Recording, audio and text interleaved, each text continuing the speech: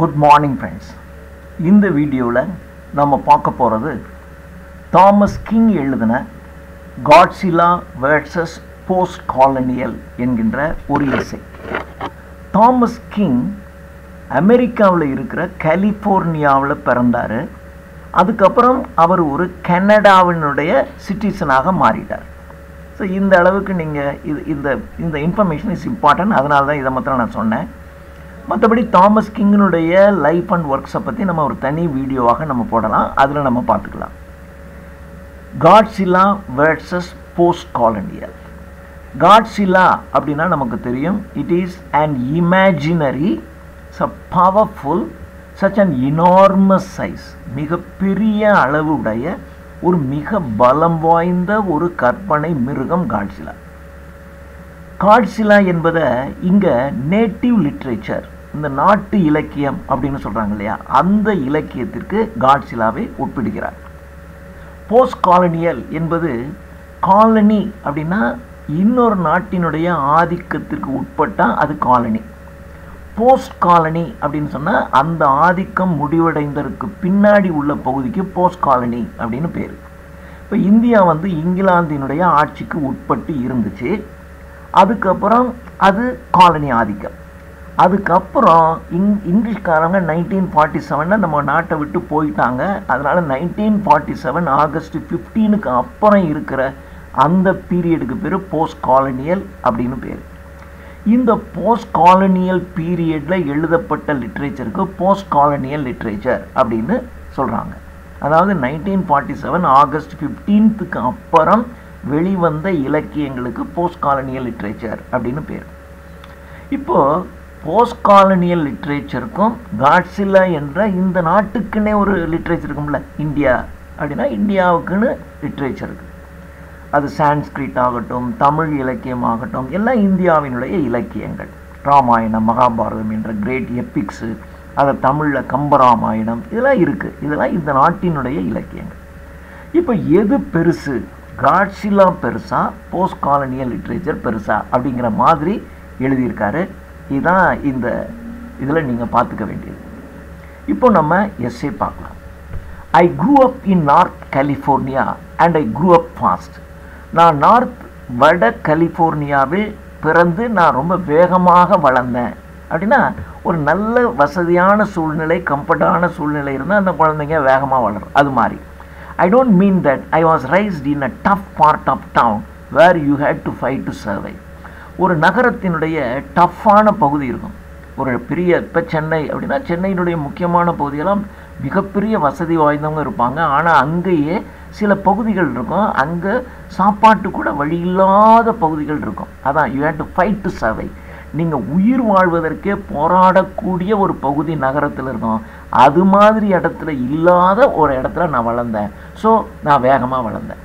I was raised in a small town in the foothills, quite pastoral in fact. நான் ஒரு சின்ன நகரத்தினுடைய அந்த சின்ன நகரத்தினுடைய கீழ்ப்பகுதியில் வளர்ந்துருக்கேன். அந்த பகுதி பார்த்திங்கன்னா கம்ப்ளீட்டாக பசுமையாக இருக்கும். Quite pastoral in fact.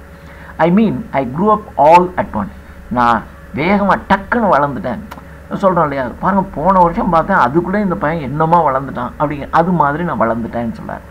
By my first year of high school, என்னுடைய ஹை ஸ்கூலினுடைய முதல் ஆண்டில் I already had my full height.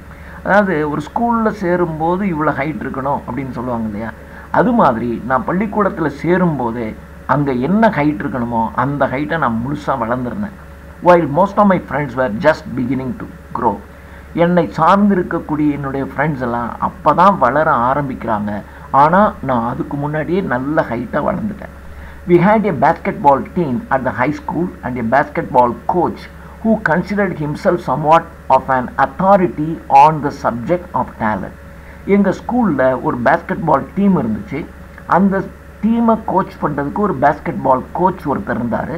அந்த கோச் அந்த சப்ஜெக்டில், அதாவது அந்த பேஸ்கெட்பால் கோச் பண்ணுற சப்ஜெக்டில் ஒரு அத்தாரிட்டி, ஒரு மிக திறமையானவர் அப்படின்னு அவர் சொல்லிக்கொள்ளி அவர் அப்படி என்று எல்லாராலையும் கருதப்படக்கூடியவர்.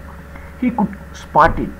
He said, அவர் சொன்னார், நான் யாரையும் பார்த்த உடனே நான் உடனே ஜட்ஜு பண்ணுவேன், இவனுக்கு பேஸ்கெட் பால் வருமா வராதான்னு நான் சொல்லிடுவேன் அப்படின்னு சொன்னார். And he spotted me. அவர் என்னை இவனுக்கு பேஸ்கெட் பால் வரும், ஏன்னா நான் ஹைட்டாக இருந்ததுனால இவனுக்கு பேஸ்கெட் பால் வரும் என்று என்னை அவர் தேர்ந்தெடுத்தார். He told me I had a talent for the game. இந்த ஆட்டத்திற்கான டேலண்ட் உங்ககிட்ட இருக்குது என்று அவர் என்கிட்ட சொன்னார். And that I should come out for the team. அதனால் அந்த டீமில் விளையாடுவதற்கு நான் வந்துட்டேன். With my size he said I would be a natural player. இந்த உயரத்திற்கு இயற்கையிலேயே நீ ஒரு சரியான பிளேயராக நீ இருக்க அப்படின்னு அவர் சொன்னார். I was flattered. அவர் அப்படி சொன்ன உடனே எனக்கு ரொம்ப ஃப்ளாட்டர் அப்படின்னா நேருக்கு நேராக ஒருத்தரை வந்து புகழ்ந்து பேசுகிறது, அதுக்கு அப்படி அவர் சொன்ன உடனே எனக்கு அந்த மாதிரி ரொம்ப சந்தோஷமாக இருந்துச்சு. I wish I could tell you that I excelled at basketball. நானும் அது மாதிரி தான் நினச்சேன். பேஸ்கெட் பாலில் நம்ம எக்ஸலண்ட்டாக பண்ணிவிடுவோம் அப்படின்னு நினச்சேன். That I was an all star, கம்ப்ளீட்டாக ஆல் ஸ்டார். நான் ஒரு அந்த பேஸ்கெட் பால் பிளேயர்ஸுக்கு மத்தியில் நான் ஒரு மிகப்பெரிய ஸ்டாராக நான் வருவேன் என்று நினைத்தேன். That college coaches came to see me play. நான் விளையாடுவதை பார்த்து காலேஜில் கோச் பண்ணுறவங்களெல்லாம் வந்து எங்கப்பா அந்த பையன் என்னமா விளையாடுறான்னு பார்க்க வருவார்கள் என்று நான் நினைத்தேன். But the truth of the matter is I was not even mediocre. Mediocre அப்படின்னா ஆவரேஜ்னு அர்த்தம். ஆனால் உண்மை என்னன்னா நான் ஒரு சராசரி, ஒரு ஆவரேஜான ஒரு ஸ்டூடெண்ட்டாக கூட நான் பேஸ்கெட் பாலில் இல்லை. Had I not been so very young and so very serious. நான் ரொம்ப யங்காக இருந்ததுனாலையும் ரொம்ப சீரியஸாக நான் உன்னை எடுத்துக்கிட்டேன். I might have laughed at my attempts to run and bounce a ball at the same time. ஓடிக்கிட்டே பந்தை தட்டி தட்டி போகும்போது என்னை பார்த்து எல்லாரும் சிரிக்கிற மாதிரியே எனக்கு இருக்கும். Suddenly most every one who saw me played it. நான் விளையாடுறத பார்த்தா நிச்சயமாக எல்லாரும் சிரிக்கத்தான் செய்வாங்க. அப்படி தான் நான் விளையாண்டேன். Now, before you think that my embarrassment is in basketball was the fault of an overzealous coach. Zeal அப்படின்னா உற்சாகம் அர்த்தம். அதீத உற்சாகமுடைய அந்த கோச் என்னை செலக்ட் பண்ணி இந்த மாதிரி ஆகினதுனால தான் எனக்கு இந்த நிலைமை ஏற்பட்டுச்சு. You have to remember that we both made more or less the same assumption. இது என்னன்னா அவரும் என்ன அஸ்யூம் பண்ணார், இந்த ஹைட்டுக்கு இவன் விளையாடுவான்னு யூகம் பண்ணார். அசம்ஷன் அப்படின்னா யூகம்னு அர்த்தம். அப்படி யூகிச்சார். நானும் அவர் சொன்னதை நம்பி நம்ம ஹைட்டாக இருக்கிறதுனால நாம் நல்லா விளையாடுவோன்னு நானும் அப்படி தான் யூகித்தேன். The coach assumed that because I was tall, I would be a good player. And once the coach called my height to my attention and encouraged me. என்னுடைய ஹைட்டை பார்த்து என்னை கூப்பிட்டு அவர் என்கரேஜ் பண்ணார்.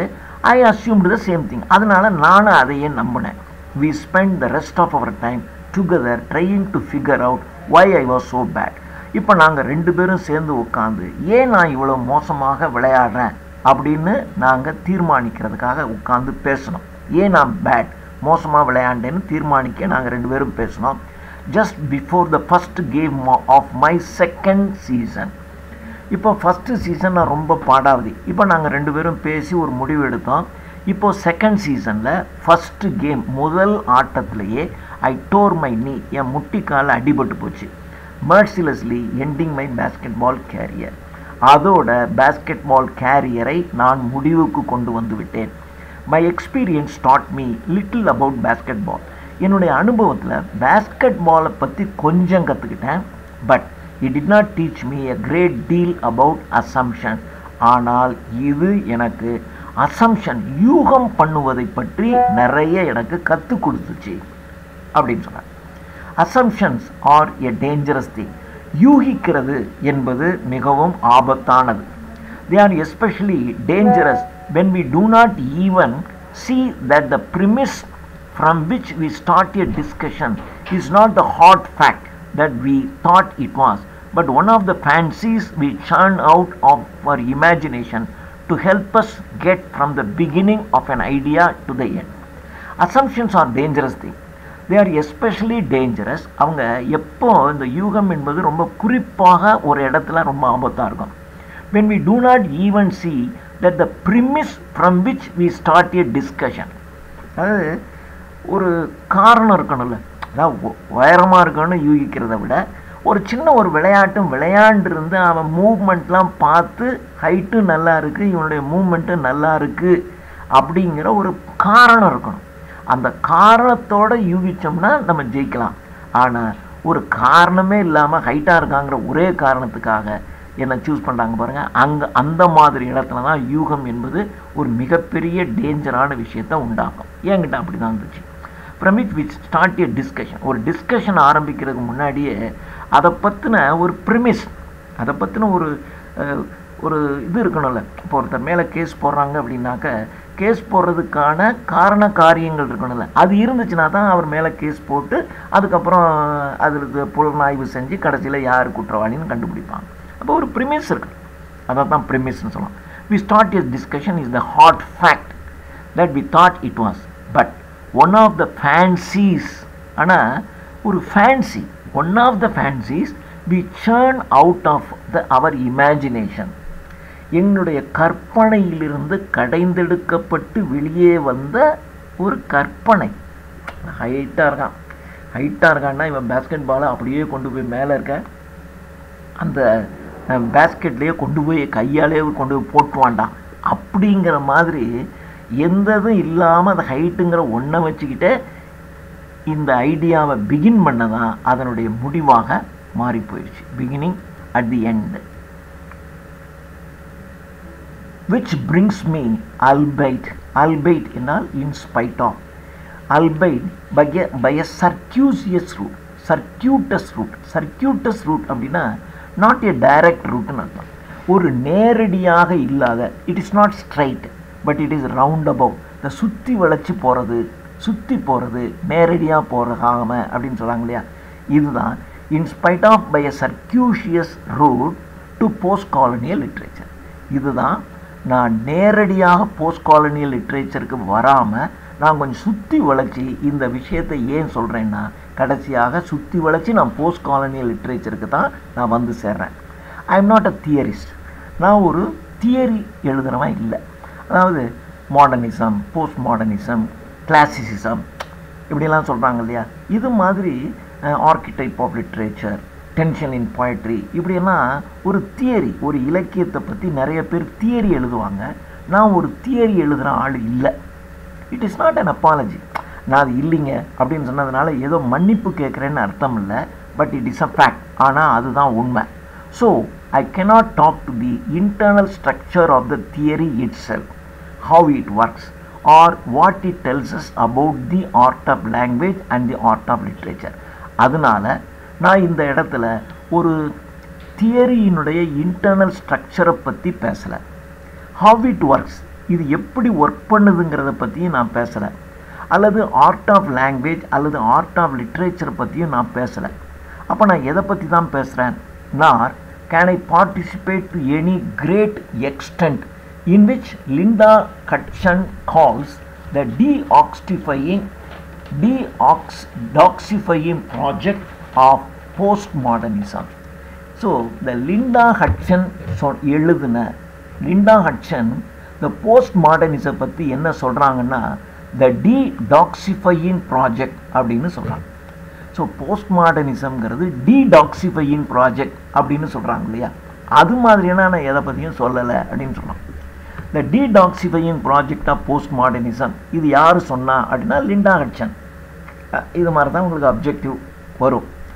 ஸோ இப்போ deoxifying project of postmodernismனா என்ன? போஸ்ட்மாடர்னிசம்ங்கிறது இவங்க என்ன சொல்கிறாங்க அப்படின்னா, போஸ்ட்மாடர்னிசம்ங்கிறது த எஸ்டாப்ளிஷ்டு ட்ரூத் இருக்கும்ல, த யூனிவர்சல் ட்ரூத், அதான் எஸ்டாப்ளிஷ்டு நிறுவப்பட்ட உண்மைகள், இந்த உலகம் முழுவதுக்குமான உண்மைகள். அதாவது உப்பு தின்னவன் தண்ணி குடிப்பான், நீங்கள் தப்பு செஞ்சீங்கன்னா அதுக்கான தண்டனை கிடைக்கும், இதெல்லாம் வந்து யூனிவர்சல் ட்ரூத், இது உண்மைதானே. இதைத்தான் இதெல்லாம் கமெண்ட் பண்ணுறது, கிரிட்டிசைஸ் பண்ணுறது இதான்.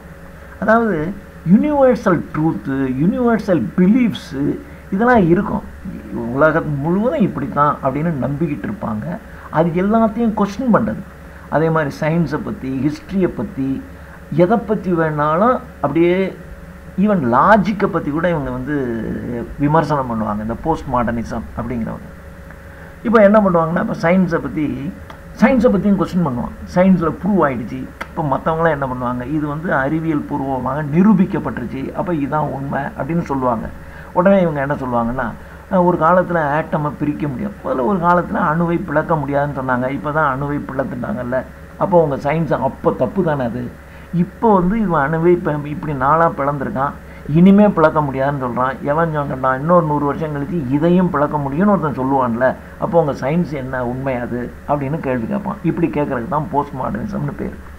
ஸோ இதைத்தான் லிண்டா ஹட்சியன் அப்படிங்கிறவங்க சொல்கிறாங்க, இந்த போஸ்ட் மாடர்னிசம்ங்கிறது த டீடாக்சிஃபையிங் ப்ராஜெக்ட் அப்படின்னு சொல்கிறாங்க. By having played basketball, I can talk about the assumptions that the term post-colonial makes. So நான் பேஸ்கெட்பாலை பற்றி பேஸ்கெட்பால் விளையாண்டதுனால அசம்ஷன் அப்படிங்கிறது எவ்வளோ ஆபத்தானதுங்கிறது எனக்கு தெரியும். அதே மாதிரி இந்த போஸ்ட் காலனியல் என்கின்ற ஒரு டேர்ம் எவ்வளவு யூகத்தை உருவாக்கியிருக்கு. போஸ்ட் காலனியல் லிட்ரேச்சர்லாம் இப்படித்தான் இருக்குன்னு எவனோ யூகம் பண்ணி எழுதிட்டான் இல்லையா. போஸ்ட் காலனியல் அதாவது ஒரு பிற நாட்டினுடைய ஆட்சிக்கு அப்புறம் எழுதப்படுகின்ற இலக்கியங்கள்லாம் வேறு மாதிரி தான் இருக்கும் அப்படின்னு போஸ்ட் காலனியல் லிட்ரேச்சர் சொல்லுது. இப்படி தான் சொல்லிட்டான். அது ஒரு யூகம் தான். It is first of all part of a triumvirate. ட்ரையம் அப்படின்னா 3 அப்படின்னு பேர். இப்போ இதில் சீசரை சொல்லும்போது அதை ட்ரையம்விட்ஸ் அப்படின்னு சொல்லுவாங்க. ஜூலியஸ் சீசர், ஆக்டேவியஸ் சீசர், இன்னொருத்தன் இந்த 3 பேரும் சேர்ந்து அவங்க தான் 3 பேர். அது ரோம் சாம்ராஜ்யம் அப்படின்னா அந்த 3 பேருடைய தலைமை தான். அது மாதிரி இந்த இடத்துல ஒரு ட்ரையம்விரேட் இருக்குது. என்ன ட்ரையம்விரேட்? காலனியல், அதுக்கு முன்னாடி இருக்கிறது ப்ரீ காலனியல், அதுக்கு அடுத்து இருக்கிறது போஸ்ட் காலனியல்.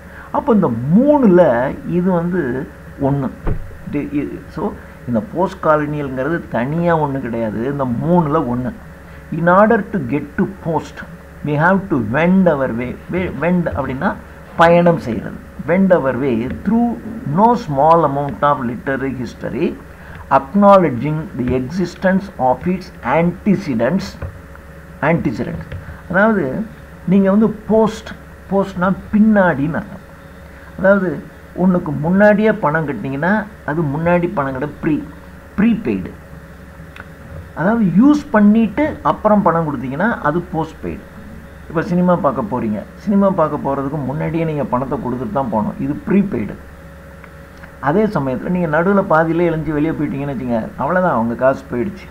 ஆனால் ஹோட்டலில் அப்படி இல்லை, நீங்கள் அது போஸ்ட் பெய்ட். நீங்கள் சாப்பிட்டுக்கிட்டு முடிச்சுட்டு அதுக்கப்புறம் வெளியில் வந்தால் பணம் கொடுக்குறீங்க. அப்போ அந்த சேலுக்கு பின்னாடி நடக்கிறது பேர் போஸ்ட்னு பேர். ஸோ இந்த போஸ்ட்டுங்கிற ஐடியாவுக்கு வரணும் அப்படின்னா நம்ம இலக்கிய வரலாற்றில் கொஞ்சம் தூரம் நம்ம பயணம் செய்ய வேண்டும். பயணம் செய்து அப்போ இந்த ஆன்டிசிடென்ட் ப்ரீ காலனியல் என்று ஒன்று இருக்குது அப்படின்னு நம்ம தெரிஞ்சுக்கணும். ஏதோ இங்கிலீஷ்காரவங்க வந்தால் அதுக்கப்புறம் தான் இலக்கியமே இருக்குங்கிற மாதிரி நம்ம சொல்லக்கூடாது. இங்கிலீஷ்காரன் இங்கே வரும்போது சொன்னான், இந்த நாட்டில் இருக்கின்றவர்கள், இந்தியாவில் இருக்கிறவங்கலாம் பாம்பாட்டி தேசம், இவங்களுக்கு நாகரிகமே கிடையாது, இவனுக்கு படிக்கவே தெரியாது, நாங்கள் தான் பள்ளிக்கூடம் வச்சு இவனுக்கு படிப்பு சொல்லி கொடுத்தோம் அப்படின்னு அவன் சொல்கிறான். அப்போது அதுக்கு பின்னாடி வரக்கூடிய இலக்கியங்கள்லாம் என்ன செய்யும்? இங்கிலீஷ்காரன் தான் எனக்கு எல்லாம் சொல்லி கொடுத்தான்னு தான் எழுதிக்கிட்டே இருப்பான். அதனால தான் நீங்கள் இதை பார்ப்பதற்கு முன்னாடி நம்முடைய இலக்கிய வரலாறை கொஞ்சம் பார்க்கணும்.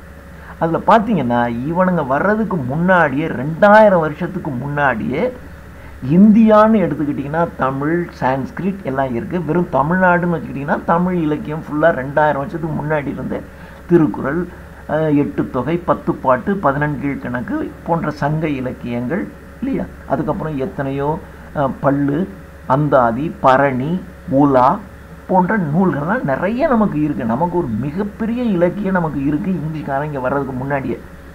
அப்போ நீங்கள் அதெல்லாம் தெரிஞ்சுக்கிட்டீங்கன்னா தான் அதை தான் சொல்கிறான் ப்ரீ காலனியல். அது முக்கியம். ஸோ எக்ஸிஸ்டன்ஸ் ஆஃப் இட்ஸ் ஆன்டிசிடென்ட்னா முன்னாடி. ஸோ இதுக்கு முன்னாடி என்ன இருந்துச்சுங்கிறத நம்ம தெரிஞ்சுக்கணும். அதுக்கப்புறம் அதுதான் ப்ரீ காலனியல்னு சொல்கிறோம். அண்ட் காலனியல் அதுக்கப்புறம் இதுக்கு முன்னாடி என்ன இருந்துச்சு ப்ரீ காலனியல். அப்புறம் இவன் வர்றான், அது காலனியல். இவன் போயிட்டான், இதுக்கு பின்னாடி வர்றது போஸ்ட் காலனியல். ஸோ இந்த கேஸ் ஆஃப் நேட்டிவ் லிட்ரேச்சர் இதான் சொல்லலாம். இந்த நேட்டிவ் லிட்ரேச்சர் என்பதான் இந்த நாட்டினுடைய இலக்கியம். இந்த நாட்டினுடைய இலக்கியம் என்பது இங்கிலீஷ்காரன் இங்கே வருவதற்கு முன்பாகவும் இருந்துச்சு, அவன் இங்கே வரும்போது அவன் காலத்துலேயும் இருந்துச்சு, அவன் இந்த நாட்டை விட்டு போனதுக்கு அப்புறமே இந்த நாட்டு இலக்கியம் இருக்குது. அப்போ எங்களுக்குன்னு ஒரு லிட்ரேச்சர் இருக்குல்ல, அது என்ன நீ விட்டு போனதுக்கப்புறம் ஒரு லிட்ரேச்சர் இருக்குது, நீ என்ன போஸ்ட் காலனியல் லிட்ரேச்சர்னு ஏன் சொல்கிற? ஸோ இது எங்கள் இலக்கியம் அவ்வளோதான், நீ வந்த கொஞ்ச நாள் இருந்தால் போயிட்ட அவ்வளோதான். ஸோ எங்களுக்கு வந்து இந்த ப்ரீ காலனியல், காலனியல், போஸ்ட் காலனியல்ங்கிற கதையெல்லாம் எனக்கு வேண்டாம். அதை தான் இவர் இந்த எஸ்ஸே பூரா வலியுறுத்துகிறார். In the case of native literature, we can say that pre-colonial literature was that literature oral in nature. So pre-colonial, அதாவது இவன் வந்து கனடாவை மையப்படுத்தி பேசிக்கிறேன். ஸோ அமெரிக்கா அண்ட் கனடாவை மையப்படுத்தி இவன் பேசிக்கிட்டு இருக்கான். இப்போ அமெரிக்கா என்பது ஒரு தேசம். அந்த தேசத்தில் செவிந்தியர்கள் என்ற இண்டியன்ஸ் இருக்கான். இண்டியன், அங்கே இண்டியன் ஞாபகம் வச்சுக்கணும், ரெட் இண்டியன்ஸ் இருந்திருக்காங்க. அவங்க தான் நேட்டிவ் பீப்புள். அப்புறம் அமெரிக்காவில் வந்து இங்கிலீஷ்காரன் வந்து குடியேறினான். இங்கிலீஷ்காரன் குடியேறினது காலனியல். ஸோ ரெட் இண்டியன்ஸ் இருந்தது நேட்டிவ். அப்புறம் இங்கிலீஷ்காரன் வந்து அதான் ப்ரீ காலனியல். இங்கிலீஷ்காரன் வந்து மே ஃப்ளவர் என்ற ஒரு கப்பலில் இங்கிலாண்டிலிருந்து ஒரு 10,000 பேர் இங்கிலீஷ்காரன் வந்து அமெரிக்காவில் குடியேறினான். குடியேறி அந்த ரெட் இண்டியன்ஸ்லாம் காட்டுக்குள்ளே விரட்டி விட்டு இவன் ஆட்சி செய்ய ஆரம்பித்தான். அது காலனியல். ஒரு 200 வருஷம், ஒரு 4-5 தலைமுறைக்கு அப்புறம் அந்த இங்கிலீஷ்காரன், அமெரிக்காவில் இருக்கிற அந்த இங்கிலீஷ்காரன், இது எங்களுடைய நாடு, அமெரிக்கா என்பது அமெரிக்கர்களுக்கு சொந்தமான நாடுன்னு சொல்லிட்டு இங்கிலீஷ்காரனோட இவன் ஃபைட் பண்ண ஆரம்பித்து சுதந்திர போராட்டம் நடத்தி அமெரிக்கன் வார் ஆஃப் இண்டிபெண்டன்ஸ் வந்து அமெரிக்கா சுதந்திர நாடாக மாறிடுச்சு. அமெரிக்கா சுதந்திர நாடாக மாறினதுக்கு அப்புறம் உள்ளது போஸ்ட் காலனியல். ஸோ இவன் அவன் நாட்டை வச்சு தான் பேசுகிறான். ஆனால் நான் உங்களுக்கு உதாரணம் சொல்லும்போது நம்முடைய நாட்டை உதாரணமாக நான் சொல்லிக்கிட்டு இருக்கேன். ஸோ இப்போ அவன் நாட்டினுடைய நேட்டிவ் லிட்ரேச்சர் இருக்குல்ல, அதாவது இங்கிலீஷ்காரன் அமெரிக்காவுக்கு வருவதற்கு முன்னாடி இருந்தாங்கல்ல அந்த ரெட் இண்டியன்ஸ், அவங்க கொஞ்சம் காட்டு மிராண்டிகளாக தான் இருக்காங்க. ஆனால் அவங்களுக்கும் ஒரு இலக்கியம் இருந்துச்சு. அந்த இலக்கியம் பூரா எழுதப்படாத ஓரல் இன் நேச்சர், வாய்மொழியாகத்தான் அந்த இலக்கியங்களாக இருந்துச்சு. Exclusively within specific cultural communities, ஒரு குறிப்பிட்ட பண்பாடுடைய ஒரு குழு. அந்த ரெட் இண்டியன்ஸ் என்ன பண்ணுவாங்கன்னா ஒரு குழுவாக இருந்தாங்க. அந்த குழுவாக இருந்த அந்த ரெட் இண்டியன்ஸுக்குன்னு ஒரு பண்பாடு இருக்கும்.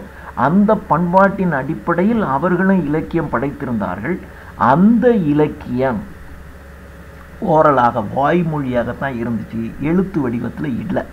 That was in existence prior to Europeans contact. ஐரோப்பியர்கள், அதாவது இங்கிலீஷ்காரன் அமெரிக்காவுக்கு வருவதற்கு முன்னாடி இருந்த அந்த ரெட் இண்டியன்ஸ் எழுதின நேட்டிவ் லிட்ரேச்சர் என்பது ஓரலாக தான் இருந்துச்சு. A literature that existed exclusively within specific cultural community. அது ஒரு குறிப்பிட்ட பண்பாட்டினுடைய ஒரு குழுவினால் இயற்றப்பட்ட இலக்கியம், அது ஓரலாக இருந்துச்சு. Post-colonial literature then must be the literature produced by native people sometime after colonization. காலனி ஆதிக்கத்திற்கு பின்னாடி, அதாவது அமெரிக்கா சுதந்திர போர் நடத்தி அங்கே இருக்கக்கூடிய இங்கிலீஷ்காரன்ட்டிருந்து விடுதலை பெற்றதற்கு பின்னர் அந்த அமெரிக்காவில் இருந்து எழுதலாம் இல்லையா, அந்த இலக்கியத்திற்கு தான் போஸ்ட் காலனியல் லிட்ரேச்சர் அப்படின்னு சொல்கிறாங்க. A literature that arises in large part out of the experience that is colonization. இந்த காலனி ஆதிக்கத்தினால் ஏற்பட்ட அனுபவத்தின் அடிப்படையை கொண்டு எழுதப்பட்ட இலக்கியம் இந்த போஸ்ட் காலனியல் லிட்ரேச்சர்.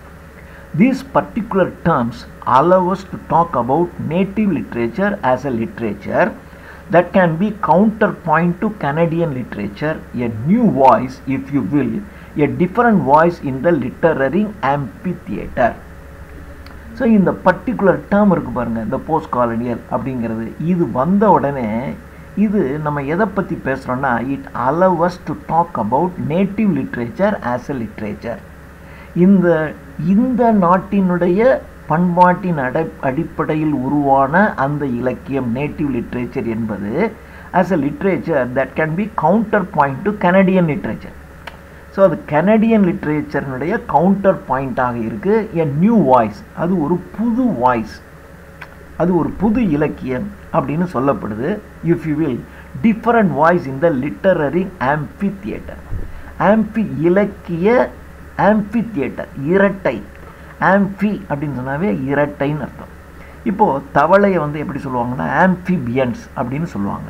ஏன்னா தவளை வந்து நீர்லையும் வாழும் தன்மை, நிலத்திலும் வாழும் தன்மை உடையது. அதனால இது வந்து இரட்டை தன்மை உடையது.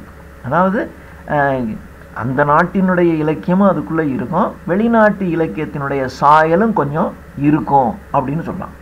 ஐ rather like the idea of post colonial literature.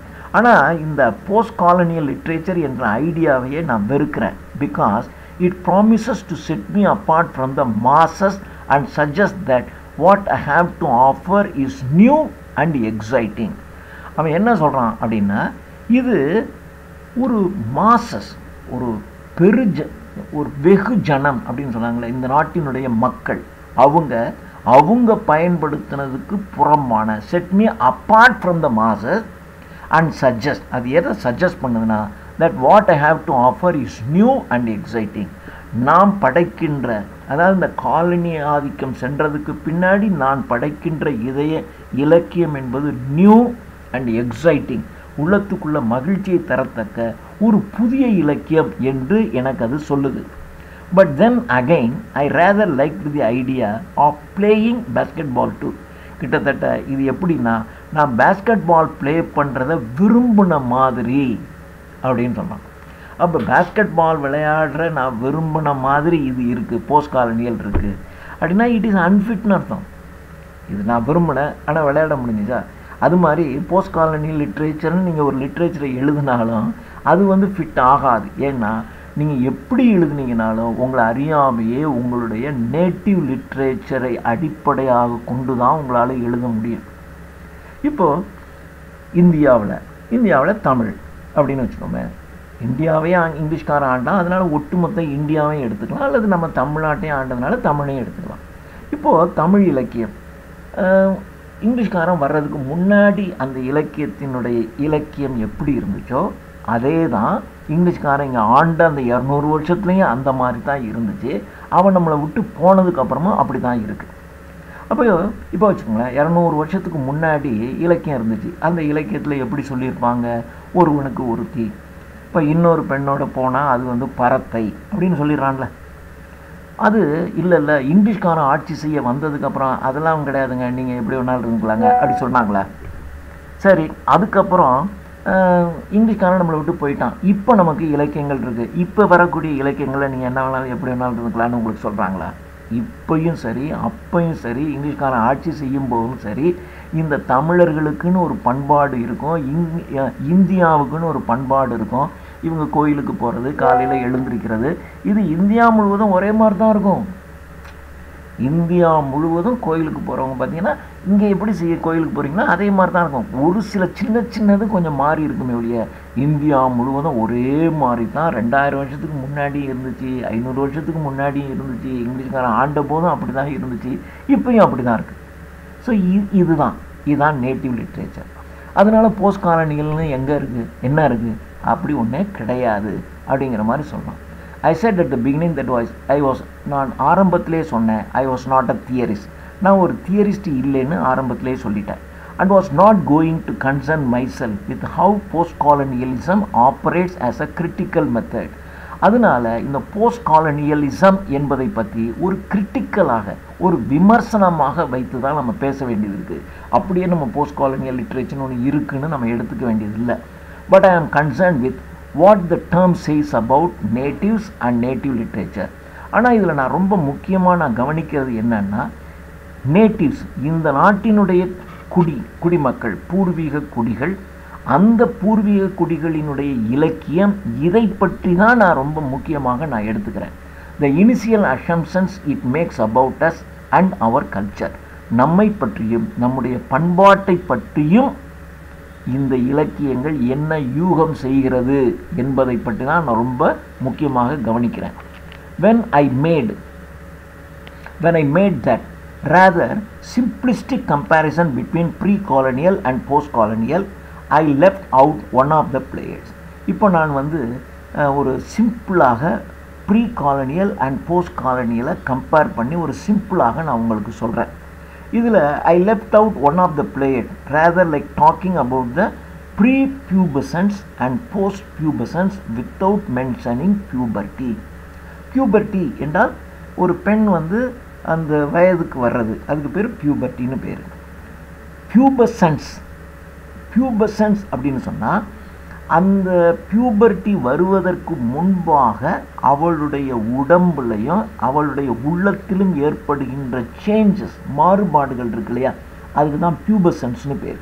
So அந்த period of physical and biological changes. Physical change இருக்கும், பயாலாஜிக்கலாக அவங்களுடைய உடல்நிலையில் மாறுபடும், அந்த உள்ளத்துலேயும் அவங்களுடைய எண்ணங்களையும் ஏற்படும் மாறுபாடு இருக்கு இல்லையா, அதுக்கு தான் பியூபசன்ஸ்னு பேர். அப்போ பியூபர்ட்டிங்கிறது ஒரு நாள், ஒரு பர்டிகுலர் டேயில் நீங்கள் பியூபர்ட்டி உங்களுக்கு வந்துடுது.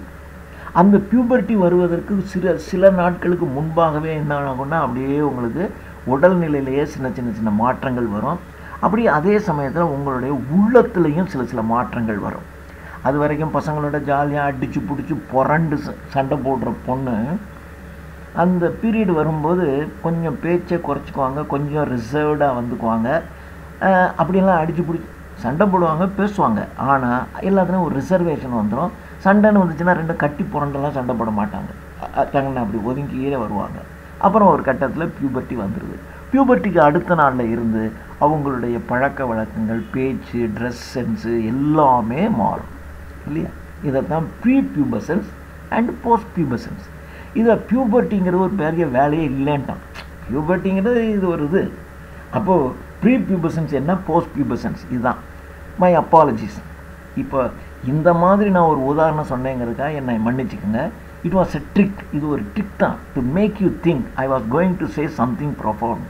இப்போ இதெல்லாம் பற்றி சொல்லும்போது ஏதோ பின்னாடி ரொம்ப ஆழமான ஒரு விஷயத்தை பேச போகிறான்டா அப்படின்னு நீங்கள் திங்க் பண்ணணுங்கிறதுக்காக இந்த மாதிரி ஒரு எக்ஸாம்பிளை நான் சொன்னேன். when in fact I was going to make the rather simple observation that in the case of pre and post pubescence and pre and post colonial, இதே விஷயத்தை தான் நான் சொல்கிறேன். ப்ரீ பியூபசன்ஸ் அண்ட் போஸ்ட் பியூபசன்ஸ்னு ஒன்று இருக்கு இல்லையா, அதை தான் ப்ரீ காலனியல் அண்ட் போஸ்ட் காலனியல்னு நான் சொல்கிறேன்.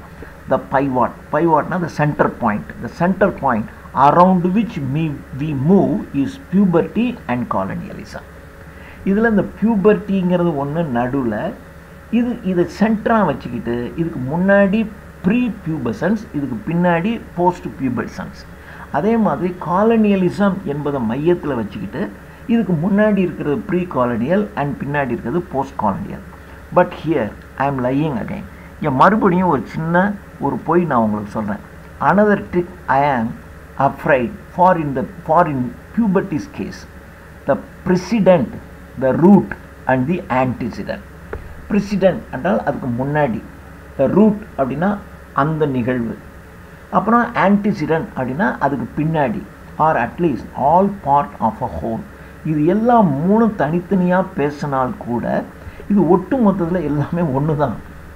இதை நீங்கள் சும்மா ஏன் ப்ரீ பியூபசன்ஸ் போஸ்ட் பியூபசன்ஸ், அந்த உடலில் ஒரு குறிப்பிட்ட இது வந்தோடனே அது ஒரு பெண் தான், அந்த பெண்ணினுடைய உடலில் மாற்றம் வருது. அந்த பெண்ணினுடைய உடலில் மாற்றம் வந்தாலும் அவளுடைய பேசிக் இருக்கு இல்லையா, அது எப்பயுமே மாறாது, அப்படி தான் இருக்கும்.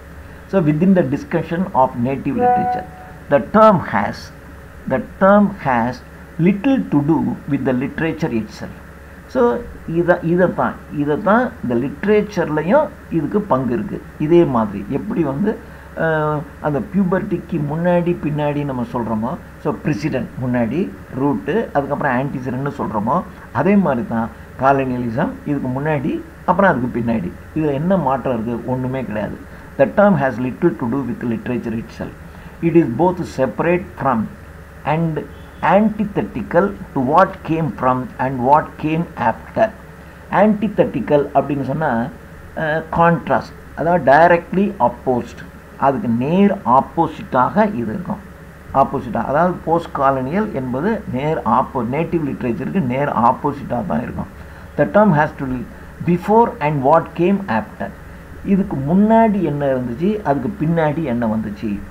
Pre-colonial literature as we use the term in North America. North அமெரிக்காவில் நாங்கள் யூஸ் பண்ணுற டேர்ம் ப்ரீ-காலனியல் லிட்ரேச்சர்ங்கிற ஒரு டேர்மை யூஸ் பண்ணுறோம். Has no relationship whatsoever to colonial literature. இது ப்ரீ-காலனியல் லிட்ரேச்சருக்கும் நார்த் அமெரிக்காவில் no relationship whatsoever to colonial literature. Colonial லிட்ரேச்சருக்கும் ப்ரீ-காலனியல் லிட்ரேச்சருக்கும் பெரிய வேறுபாடெலாம் எதுவும் கிடையாது. அதான் நான் உங்களுக்கு முன்னாடியே சொன்னேன். The two are neither part of a biological or natural cycle, nor does the one anticipate the other, while the full complement of terms pre-colonial, colonial and post-colonial. Complement of termனா ஒன்றை ஒன்று சார்ந்து இருக்கும். ஸோ ப்ரீ காலனியல் என்பது காலனியலை சார்ந்திருக்கும், colonial என்பது post காலனியலை சார்ந்திருக்கும். நீங்கள் colonial என்பது ஒரு தனி இலக்கியம்லாம் கிடையாது. போஸ்ட் காலனியல் என்பது அது ஒரு என்டையர்லி டிஃப்ரெண்ட், அது முழுக்க வேறுபாடான ஒரு இலக்கியம்லாம் கிடையாது. ஸோ ப்ரீ காலனியல் வந்து காலனியல் என்பது ப்ரீ காலனியலை சார்ந்திருக்கும், போஸ்ட் காலனியல் என்பது காலனியலை சார்ந்திருக்கும். ஸோ இது ஒன்றை ஒன்று சார்ந்து தான் இருக்கும். ஸோ ரீக்ஸ் ஆஃப் அப்படின்னு சொன்னால் ஒரு ஸ்ட்ராங்கான, ஒரு வலிமையான, ஸ்ட்ராங் அன்அபேஷ்டு அப்படின்னா அன்அஷேம்டு, ஒரு வலிமையான, ஒரு ஒரு அன்அஷேம்டு அல்லது நாட் எம்பரேஸ்டு, அன்எம்பரேஸ்டு, ஒரு தர்ம சங்கடமான சூழலுக்கு உள்ளாகாத, இது ஒரு வலிமையான தர்ம சங்கடமான ஒரு சூழலுக்கு உள்ளாகாத, எங்கே இருக்குது part of biological pre colony is North America has no relation to the reeks of unabased ethnocentrism. அப்படின்னு சொன்னால் நீங்கள் ஒரு கல்ச்சரை இன்னொரு கல்ச்சர் வழியாக பார்க்குறது, ஒரு பண்பாடை இன்னொரு பண்பாட்டின் வழியாக நீங்கள் பார்க்குறது. அப்படி பார்த்தீங்கன்னா இப்போ ஒரு உதாரணத்துக்கு சொல்கிறேன், நீங்கள் இந்துக்கள். அப்போ இந்துக்கள் வந்து இந்துக்களுக்குன்னு ஒரு பண்பாடு இருக்கும், இஸ்லாமியர்களுக்குன்னு ஒரு பண்பாடு இருக்கும். அதில் எப்படி வச்சுக்கலாம், கிறிஸ்தவர்கள்னு வச்சுக்கோங்க, கிறிஸ்தவர்களுக்குன்னு ஒரு பண்பாடு இருக்குது, இந்துக்களுக்குன்னு ஒரு பண்பாடு இருக்குது. இந்துக்களினுடைய பண்பாட்டை இந்துக்களின் பண்பாட்டு கண்களின் வழியாக நீங்கள் கிறிஸ்தவ பண்பாட்டை பார்த்தீங்கன்னு வச்சுக்கலாம், எல்லாம் தப்பாக தான் தெரியும். இப்போ இந்துக்கள் வந்து கோயிலுக்குள்ளே செருப்பு போட மாட்டாங்க, ஆனால் சர்ச்சுக்குள்ளே கிறிஸ்தவர்கள் செப்பல் ஷூ போட்டுட்டு தான் போகிறாங்க. இப்போ நம்ம என்ன பண்ணுவோம், ஐயோ இது வந்து கோயிலுக்குள்ளே இது போனால் அது மிகப்பெரிய இது, அது வந்து நல்லதில்லை அப்படின்னு நமக்கு ஒரு இது இருக்கும். ஆனால் அவங்க அப்படி பண்ணினதை பார்த்து என்ன கொஞ்சம் கூட இவங்க புத்தியே இல்லாதவங்களாக இருக்காங்க, ஒரு முட்டாள் மாதிரி கோயிலுக்குள்ளே போட்டு போகிறானே, இதெல்லாம் அவங்க கல்ச்சரே மோசம் அப்படின்னு நம்ம சொன்னோன்னு வச்சிங்களேன். நீங்கள் அவனுடைய பண்பாடு, அந்த மதம் என்பது அயல்நாட்டிலிருந்து வந்த மதம், அயல்நாட்டில் இருக்கிறவங்க அது குளிர் மிகுந்த நாடு, அந்த குளிர் மிகுந்த நாடுக்குள்ளே இருக்கிறவங்க சர்ச்சுக்குள்ளே வெறுங்காலில் போக முடியாது, அதனால் அவங்க அப்படி தான் போனாங்க, வளர்ந்தாங்க. ஸோ அந்த மதத்தினுடைய பண்பாட்டின்படி அது ஒரு பெரிய தப்பு இல்லை. ஆனால் நமக்கு அப்படி இல்லை, நமக்கு இந்த இந்துக்களுக்கு வேறு மாதிரியான கல்ச்சர் இருக்குது. அதனால் நீங்கள் அந்த கல்ச்சரை அந்த கல்ச்சருடைய கண்ணில் தான் பார்க்கணும். நம்முடைய கல்ச்சரை, இந்துக்களின் கல்ச்சரை இந்துக்களினுடைய பண்பாட்டின் அடிப்படையில் தான் நீங்கள் பார்க்கணுமே ஒழிய இந்த கண் வழியாக அதை பார்த்துக்கிட்டு அது குறை இது குறைன்னு நம்ம சொல்லக்கூடாது. இதை தான் அவர் சொல்கிறார். இதுக்கு தான் எத்னோ சென்ட்ரிசம் அப்படின்னு பேர். And well meaning dismissal. Dismissal அப்படின்னா டிஸ்மிஸ் பண்ணுறது, அல்லவி டு லீவ், வெளியே போ அப்படின்னு சொல்கிறது. ஸோ இதை வந்து எத்னோசென்ட்ரிசிசம் வச்சுக்கிட்டு இது தப்பு, இது வெளியே போ, இது நீக்கப்பட வேண்டியது, இது பின்பற்றப்படக்கூடாதது அப்படின்னு நம்ம சொல்லக்கூடாது. And they point to a deep seated assumption. அது மாதிரி இந்தியாவுக்குன்னு ஒரு இலக்கியம் இருக்குது இல்லையா, இங்கிலீஷ்காரன் வந்துட்டு வந்தாலும் இந்த இந்திய இலக்கியத்திற்கு என்ன இந்த பண்பாட்டின் அடிப்படையில் தான் இந்திய இலக்கியம் இருக்கும். நீங்கள் வந்துட்டு ஒரு 200 வருஷம் இருந்துட்டு போனதுனால இந்த நாட்டினுடைய பண்பாடு மாறலை, அந்த பண்பாட்டின் அடிப்படையில் எழுதப்படுகின்ற இலக்கியங்களும் மாறலை. So as heart of well intentioned studies of native literature. அப்போது இந்த நாட்டினுடைய இலக்கியத்தை ரொம்ப ஆழமாக படித்து நீங்கள் பார்த்தீங்கன்னா தான் இதை பற்றி நீங்கள் சரியாக சொல்ல முடியும். while post colonialism purports அப்படின்னு சொன்னால் அதாவது தவறாக ஒன்று தோன்றது. So post colonialism appears falsely, அது ஒரு தவறாக தோன்றுகிறது. To be a method by which we can begin to look at those literatures which are formed out of the struggle of the oppressed against the oppressor, the colonized and the colonizer. அதாவது oppressed என்றால் நசுக்கப்பட்டவர்கள், அப்ரஸர் என்றால் நசுக்கியவர்கள், colonised என்றால் பிற நாட்டின் ஆதிக்கத்திற்கு உட்படுத்தப்பட்டவர்கள், காலனைசர் என்றால் பிற நாட்டின் மீது ஆதிக்கம் செலுத்துபவர்கள். ஸோ நீங்கள் இதன் அடிப்படையில் நீங்கள் பார்க்கக்கூடாது. இந்த ஸ்ட்ரகிள், அதாவது இந்த பாதிக்கப்பட்டவங்க பிற நாட்டின் ஆதிக்கத்துக்கு உட்பட்டவங்க, அவங்க ஸ்ட்ரகிள் பண்ணியிருப்பாங்கல்ல, ஒரு போராடி இருப்பாங்கல்ல, அந்த போராட்டம் இருக்கும். ஆனால் அந்த போராட்டத்துக்கு உள்ளுக்குள்ளேயும் பார்த்தீங்கன்னா அவங்க ஒரு இந்திய பண்பாட்டின் அடிப்படையில் தான் அது எல்லாமே இருக்கும். ஸோ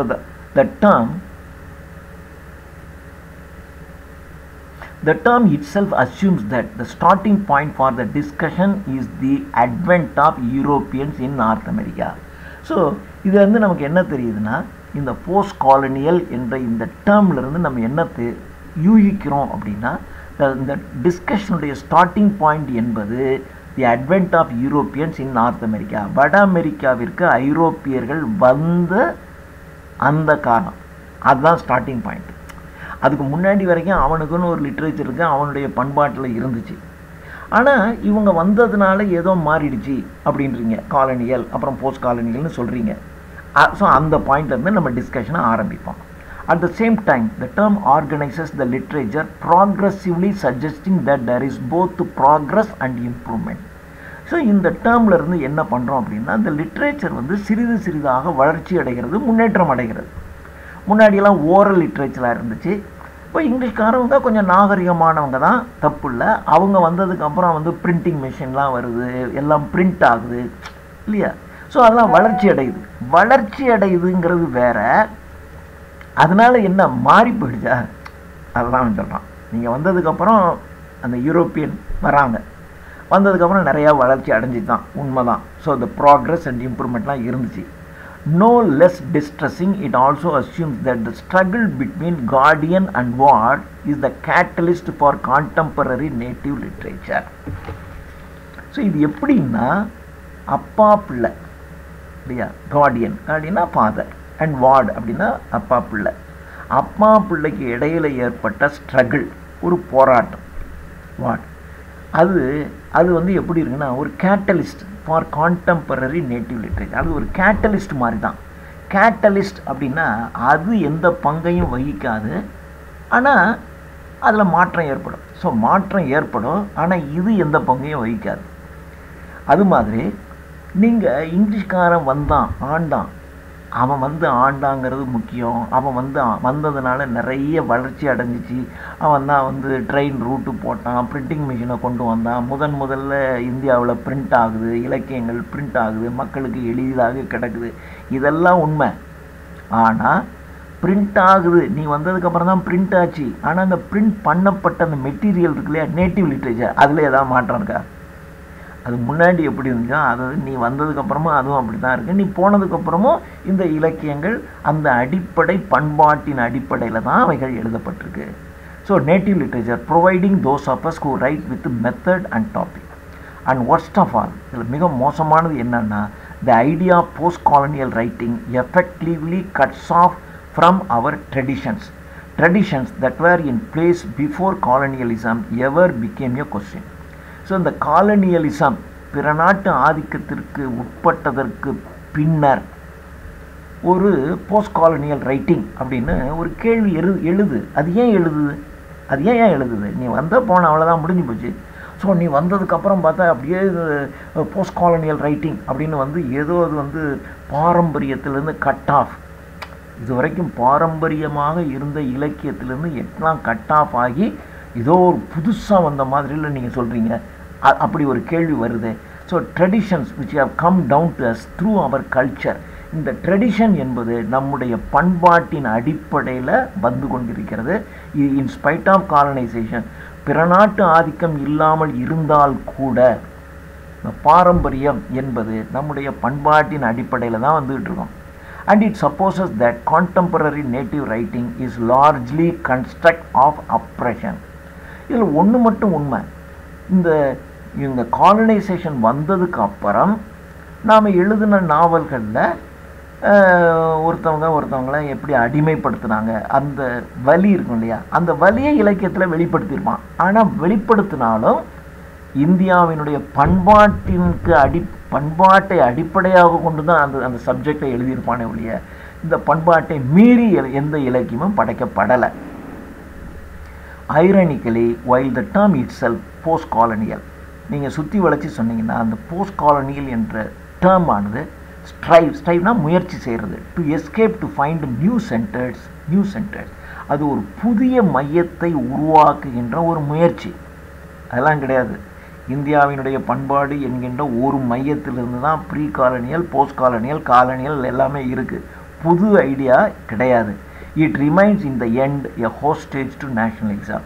கடைசியில் பார்த்தீங்கன்னா இந்த போஸ்ட் காலனியல் என்பது இந்த நாட்டின் தேசியத்தின் பிணை கைதியாகத்தான் இந்த போஸ்ட் காலனியலிசம் இருக்குமே ஒழிய அது போஸ்ட் காலனியல்ங்கிறது என்னுடைய பிணை கைதி, அவ்வளோதான். உன்னால் இங்கே எந்த விதமான மாற்றத்தையும் ஏற்படுத்த முடியாது. As a contemporary native writer, இந்த நேட்டிவ் ரைட்டர்னுடைய சக காலத்தை சார்ந்தவன் என்கின்ற முறையில் I am quite unwilling to make these assumptions. இந்த யூகங்களெல்லாம் நான் ஏற்படுத்த நான் விரும்பலை. I am unwilling to make these assumptions and I am quite unwilling to use these terms. So இந்த யூகங்களை ஏற்படுத்துறதுக்கு, அதாவது இங்கிலீஷ்காரன் வந்துட்டான், அதுக்கப்புறம் எல்லாமே மாறுது, இலக்கியங்கள்லாம் மாறிடுது, பண்பாடெல்லாம் மாறிடுச்சு என்கின்ற யூகங்களை நான் விரும்பலை. இன்னும் சொல்லப்போனால் இந்த டேர்ம்ஸ், இந்த காலனியல், போஸ்ட் காலனியல் என்ற இந்த டேர்மையே நான் பயன்படுத்த விரும்பலை. எ ஃப்ரெண்ட் ஆஃப் மைண்ட், இவருடைய நண்பர்னா அது ஒரு பெண், friend of mind caution me, என்னை எச்சரித்தாங்க அபவுட் திஸ் ஸ்ட்ரைடன்சி. இந்த அபவுட் திஸ் ஸ்ட்ரைடன்சி, இந்த ஸ்ட்ரைடன்சியை பற்றி அவங்க என்ன எச்சரித்தாங்க. அதாவது ஸ்ட்ரைடன்சி அப்படின்னா ரொம்ப ஆக்ரோஷமாக, ரொம்ப ஒரு அக்ரஸிவாக இருக்கக்கூடிய இதை பற்றி என்னுடைய ஃப்ரெண்டு ஒருத்தவங்க எச்சரித்தாங்க. A friend of mind caution me about this stridency. அதாவது எல்லாம் மாறி போச்சு, எல்லாம் உலகமே திரும்பி போச்சு, மக்கள் அதை நம்ப ஆரம்பிச்சிட்டான். இங்கிலீஷ்காரன் 200 வருஷம் ஆண்டாங்க, எல்லாம் மாறி போச்சுங்க. எங்கே மாறிச்சு? எதுவும் மாறல. மாற்றம் என்பதே மாறாதது, எல்லாம் மாறிக்கொண்டே இருக்கும், ஒன்றும் மாறவே மாறாது. நீங்கள் அதை மட்டும் வச்சுங்க. 2000 வருஷத்துக்கு முன்னாடி இந்த நாட்டினுடைய பண்பாடு எப்படி இருந்துச்சோ அது அப்படியே இருக்கும். சூப்பர்ஃபிஷியலாக மேலெழுந்த வாரியாக சில மாற்றங்கள் உங்களுக்கு தெரியுமே ஒழிய எந்த மாற்றமும் நடக்கலைங்கிறத நீங்கள் ஆணித்தரமாக எழுதிச்சு. 2000 வருஷத்துக்கு முன்னாடி இருக்கிற மனுஷனை பாருங்கள், அந்த காலத்துலேயும் இருந்திருக்கு பிறன்மனை நயத்தல். திருவள்ளுவர் எழுதுகிறாரு இல்லையா, ஒரு அமைச்சர் இப்படியெல்லாம் செய்யக்கூடாது, களவு, கல்லுண்ணாண்மை அப்படிலாம் எழுதியிருக்கான். அப்படின்னா 2000 வருஷத்துக்கு முன்னாடியும் கல் குடித்தவன் இருக்கான், கல் குடித்தா தவறுன்னு சொல்கிறவனு நிறையா இருந்திருக்கான். அந்த காலத்துலேயும் ஒரு அரசன் கொடுங்கோலனாக இருந்தாங்கிறதுக்கு எவிடன்ஸ் பழைய இலக்கியங்கள் 2000 வருஷத்துக்கு முன்னாடியே இருக்குது, இப்போயும் இருக்குது, 500 வருஷத்துக்கு முன்னாடி இருந்துச்சு. அப்போ ஏதாவது சேஞ்சஸ் இருக்கா? எதுவுமே சேஞ்ச் இல்லை. சூப்பர்ஃபிஷியலாக கொஞ்சம் மாற்றம் இருக்கும். ஒரு வண்டி அப்போ நடந்து போயிருப்பான், அப்புறம் கட்ட வண்டியில் போயிருப்பான், இப்போ சைக்கிளில் போனான், ஸ்கூட்டரில் போனான், காரில் போகிறான், இப்போ ராக்கெட்டில் போகிறேன்ப்பான், அவ்வளோதானே.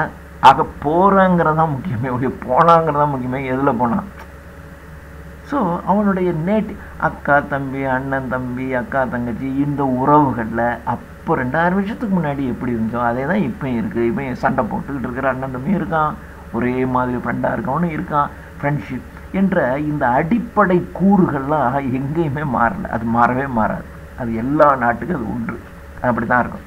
ஆனால் இது தவறு, அப்படிலாம் இல்லை, மாறிப்போச்சு அப்படின்னு பேசுகிறவன் ரொம்ப பேர் இருப்பான். நீங்கள் பாருங்கள், எல்லாம் மாற்றம் என்பது மாறாததுங்க அப்படின்னு நமக்கு ஒரு விளக்கம் சொல்லிட்டு இருப்பான். இந்த ஒன்றையே எல்லாம் பேசுவான், எந்த மாற்றமும் நடக்கலைங்கிறத மாத்திரம் வச்சுக்கிட்டே இருக்கும். முன்னாடி ஒரு குடிசை வீட்டில் இருந்தோம், இப்போ நீங்கள் ஒட்டு கட்டிடத்தில் இருக்கீங்க, அவ்வளோதானே. ஒரு வீட்டில் தானே இருக்கீங்க, வேற என்ன மாறி போச்சு? ஒரு குகையில் இருந்திருப்பான், கொஞ்சம் வசதியாக இருந்தவொடனே கொஞ்சம் ஒரு சின்னதாக ஒரு பாம் லீவ்ஸ் எல்லாம் போட்டு ஒன்று கட்டியிருப்பான். அதுக்கப்புறம் தென்னங்கீத்தில் அவனுக்கு முடையை கற்றுருப்பான், அதை வச்சுருப்பான். அதுக்கு முன்னாடியும் வேட்டையாடி இருக்கான், இப்போயும் வேட்டையாடுறான். அப்போ வில்லம்பை வச்சு வேட்டையாடிருப்பான், இப்போ ஒரு துப்பாக்கியை வச்சு வேட்டையாடி இருப்பான். அப்பையும் குழுவாக சண்டை போட்டிருக்கான், இப்போ நாட்டுக்கு நாட்டு சண்டை போட்டுக்கிட்டு இருக்கான். என்ன மாறிது? எதுவுமே இந்த உலகத்தில் மாறவே மாறாது. ஸோ மாற்றம் என்பது ஒன்றும் கிடையவே கிடையாது, எல்லாம் ஒரே மாதிரி தான் இருக்கும். இதுதான் இந்த இடத்துல அழுத்தி சொல்கிறார். ஆனால் இந்த மாற்றம் மாறிப்போச்சு அப்படிங்கிறது பார்த்திங்கன்னா ரொம்ப அக்ரஸிவாக இருக்கும். Pointed out that post colony is a perfect good term to use for that literature which is in fact a reaction to the historical impositions of colonization. Colony ஆதிக்கம் என்பது சரித்திரத்தில் ஏற்பட்ட அந்த நிகழ்வு என்பது இலக்கியத்தின் மீது மிகப்பெரிய தாக்கத்தை ஏற்படுத்துகிறது என்று ரொம்ப அக்ரஸிவாக எல்லாருமே பேசுகிறாங்க அப்படின்னு என்னுடைய ஃப்ரெண்டு சொன்னாங்க, என்னை எச்சரித்தாங்க. She suggested I look at Maria Campbell's Half-Breed and Beatrice Gallatin's In Search of April Rain Tree. இந்த ரெண்டு புக்கையும் சஜஸ்ட் பண்ணாங்க, இது ரெண்டையும் படித்து பாருங்கள். as examples of works for which the term appropriate. இந்த போஸ்ட் காலனியல் லிட்ரேச்சர் என்கின்ற ஒன்றுக்கு பொருத்தமான 2 புத்தகங்கள் இருக்குது, நீ வேணால் படித்து பாரு. இந்த புத்தகங்கள் போஸ்ட் காலனியல் லிட்ரேச்சருக்கு சரியாக இருக்கும் அப்படின்னு அவங்க சொன்னாங்க. she further suggested, அவங்க மேலே எனக்கு சில சஜஷன் கொடுத்தாங்க. she further suggested that post colonial was not such a simple thing. post colonial என்பது ஒரு எளிமையானது இல்லை. that much of us what I was concerned with the centers, difference, totalizing, hegemony, margins was being addressed by post colonial methodology. so இது எல்லாமே ஒரு இலக்கியத்தினுடைய மையப்பகுதி, அந்த இலக்கியத்தினுடைய differences, வேறுபாடான பகுதி, மையப்பகுதி, வேறுபாடான பகுதி, அதுக்கப்புறம் பார்த்தீங்கன்னா டோட்டலைசிங் அதனுடைய மொத்த பகுதி, அப்புறம் ஹெகமொனி. ஹெகமொனி அப்படின்னு சொன்னால் ஒரு ஃப்ரஸ்ட்ரேஷன், ஒரு வெறுப்பில் அல்லது ஒரு குற்ற உணர்ச்சியில், ஒரு வெறுப்பில் ஏற்படுகின்ற ஒலி, அதுக்கு தான் ஹெகமொனி அப்படின்னு பேர். ஸோ இது அதாவது ஒரு வெறுப்பு, குற்ற உணர்வு, ஒட்டு மொத்தம், அதில் உள்ள வேறுபாடுகள், எதை மையப்படுத்தி இந்த இலக்கியம் வருது, மார்ஜின்ஸ் அதனுடைய விளிம்பு நிலை, was being addressed by post colonial methodology. இவை எல்லாமே போஸ்ட் காலனியல் மெத்தடில் தான் சொல்லப்படுகிறது என்று அவங்க சொன்னாங்க, என்னுடைய ஃப்ரெண்டு சொன்னாங்க. இஃப் திஸ் இஸ் ட்ரூ, இது உண்மை என்று இருந்தால், தென் இட் இஸ் அன்ஃபார்ச்சுனேட், இது துரதிர்ஷ்டவசமானது. அப்படி ஒன்றும் கிடையாது, அவங்க சொன்னாங்க, ஆனால் அப்படிலாம் ஒன்றும் கிடையாது, இது துரதிர்ஷ்டவசமானது. that the method has such an albatross as the term hanging around its neck. இது எப்படி இருக்குன்னா, இது ஒரு அல்பாட்ரஸ் மாதிரி. அல்பாட்ரஸ் என்பது ஒரு பறவை. அந்த அல்பாட்ரஸ் என்ற பறவையானது ஒரு பேட் ஓமன், ஒரு கெட்ட சகுனத்தை குறிக்கக்கூடியது. இந்த கடலில் the rime of the ancient mariner அப்படின்னு எழுதியிருப்பான். அதை நீங்கள் படித்து பார்த்தீங்க, கோல்ரிட்ஜ் எழுதியிருப்பான். அதை நீங்கள் படித்து பார்த்தீங்கன்னா தெரியும். அதில் அந்த அல்பாட்ரஸ் பறவையை பார்த்துட்டாங்கன்னா ஏதோ ஆபத்து நிகழப்போகுது அப்படிங்கிற ஒரு அடையாளமாக சொல்லப்படுகிறது. ஸோ இந்த மாதிரி நீங்கள் சொல்கிறது இருக்குது பாருங்கள், போஸ்ட் காலனியல்ங்கிறதும் அப்படி இது இப்படி என்று நீங்கள் சொல்கிறீங்கல்ல, இதுவே ஒரு அல்பாட்ரஸ் மாதிரி தான். இது ஒரு கெட்ட சகுனம், நீங்களாம் அப்படி சொல்லக்கூடாது. ஹேங்கிங் அரவுண்ட் இட்ஸ் நெக், நம்ம கழுத்தை சுற்றி இருக்கக்கூடிய ஒரு கெட்ட சகுனம் மாதிரி இது. But I must admit that I remain sceptical. Sceptical அப்படின்னு சொன்னால் ஒருத்தனை சீக்கிரம் எதையும் நம்ப வைக்க முடியாது. எளிதில் எதையும் ஒருத்தன் நம்பாமல் இருப்பான். அவன் சொல்லலாம், நான் எதையும் நம்பலைங்க, இந்த போஸ்ட் காலனியல்ங்கிற டேர்மு, அந்த லிட்ரேச்சர், இதெல்லாம் நான் நம்பலை, நான் அதெல்லாம் ஒத்துக்கல, நான் இன்னும் அப்படி தான் இருக்கேன். ஐ மஸ்ட் அட்மிட், நான் ஒத்துக்கிறேங்க, நான் எப்போயுமே அப்படி தான், அந்த இதை நான் ஒத்துக்கவே மாட்டேன். அதாவது அதுதான் செப்டிக்கல். செப்டிக்கல்ங்கிறவன் எதையும் ஈஸியாக நம்ப மாட்டான். எப்போ பார்த்தாலும் ஏதாவது ஒரு டவுட்டை எழுப்பிக்கிட்டே இருப்பான். நம்புறதுக்கான 100 பாயிண்ட்டை சொன்னீங்கனாலும் ஒரே ஒரு பாயிண்ட் எடுத்துகிட்டு இது எப்படிங்க அப்படின்னு கேட்பான். நீங்கள் அதுக்கு பதிலே சொல்ல முடியாது. இந்த மாதிரி இருக்கனால செப்டிக்கல். So I remain skeptical that such a term could describe a non-centered, non-nationalized method. இந்த term post-colonial என்பது இது ஒரு non-centered, ஒரு மையம் அற்ற non-nationalistic method. அதுக்கு ஒரு தேசியமே கிடையாது. போஸ்ட் காலனியல் என்பது தேசியம் கிடையாது. ஸோ இப்போ நம்ம நாடு அப்படின்னா, இந்த நாட்டு இலக்கியங்களுக்கு பூரா பார்த்திங்கன்னா இந்தியா என்கின்ற ஒரு தேசம், இந்த தேசத்தை வழிபடுகின்ற, இந்த தேசத்துக்கு தீங்கு விளைவிக்காத, இந்த தேசத்தை புகழக்கூடிய விஷயங்கள் தான் இந்த இலக்கியங்களில் எல்லாமே இருக்கும். இந்தியாவில் எழுதப்படக்கூடிய இலக்கியங்களில் இந்தியாவை மட்டம் தட்டி, இந்தியாவை கேவலப்படுத்தி ஒரு இலக்கியம் இருக்கவே இருக்காது. ஏன்னா நம்முடைய பண்பாடு என்பது இந்தியா என்கின்ற ஒரு நாடு, இந்த நாட்டு மக்களினுடைய பண்பாடு. அதே மாதிரி தமிழும் ஒரு இந்திய பண்பாடு தானே இல்லையா? நீங்கள் என்ன வச்சுக்கிட்டிங்கன்னா, அந்த காலத்துலேருந்து சொல்லியிருக்கான், காசிலேருந்து ராமேஸ்வரம் வரைக்கும் மக்கள் வந்துட்டு தான் போய்கிட்டே இருக்கான். இன்றைக்கும் பார்த்திங்கன்னா இங்கே இருக்கிற மக்கள் வந்து பனிலிங்கத்தை தரிசிக்க அமர்நாத் குகைக்கு போய் பனிலிங்கத்தை பார்க்க போகிறான், அங்கே இருக்கிறவங்க இங்கே வரான், ராமேஸ்வரம் வரான், மதுரைக்கு வரான், தஞ்சாவூர் பெரிய கோயிலை பார்க்க வரான். ஸோ இங்கே இருக்கிறவனுக்கு இப்படியே அது எல்லாம் இங்கே இருக்கிற சிவன், அங்கே இருக்கிற சிவன், ஸோ அங்கே இருக்கிற சிவனை பார்த்துட்டு ஸோ இன்னொரு சிவன் இங்கே இருக்கார் பார்க்கணும் அப்படின்ட்டு வரத்தான் செய்யும். ஸோ இதுதான் அந்த பண்பாடு இதெல்லாம். ஸோ இதுதான் சென்டர். நீங்கள் போஸ்ட் காலனியல் என்பது நான் சென்டர், அது மையமே கிடையாது, அது நான் நேஷனலிஸ்ட் மெத்தட். இப்படி தான் நான் நினைக்கிறேன். If we are to use terms to describe the various stages of changing in native literature as it has become written. நீங்கள் மாற்றம்னு ஒன்று வந்துருச்சு அப்படின்னு நீங்கள் சொன்னீங்கன்னா ஒரு மாற்றம் வந்திருக்கு, நான் ஒத்துக்கிறேன். செபிந்தியர்கள் இருக்கும்போது அது ஓரல் லிட்ரேச்சராக இருந்துச்சு, இப்போ இருக்கிறது ரிட்டர்ன் லிட்ரேச்சராக மாறிடுச்சு. It has become return while at the same time remaining oral as it has expanded from a specific language base to a multiple language base.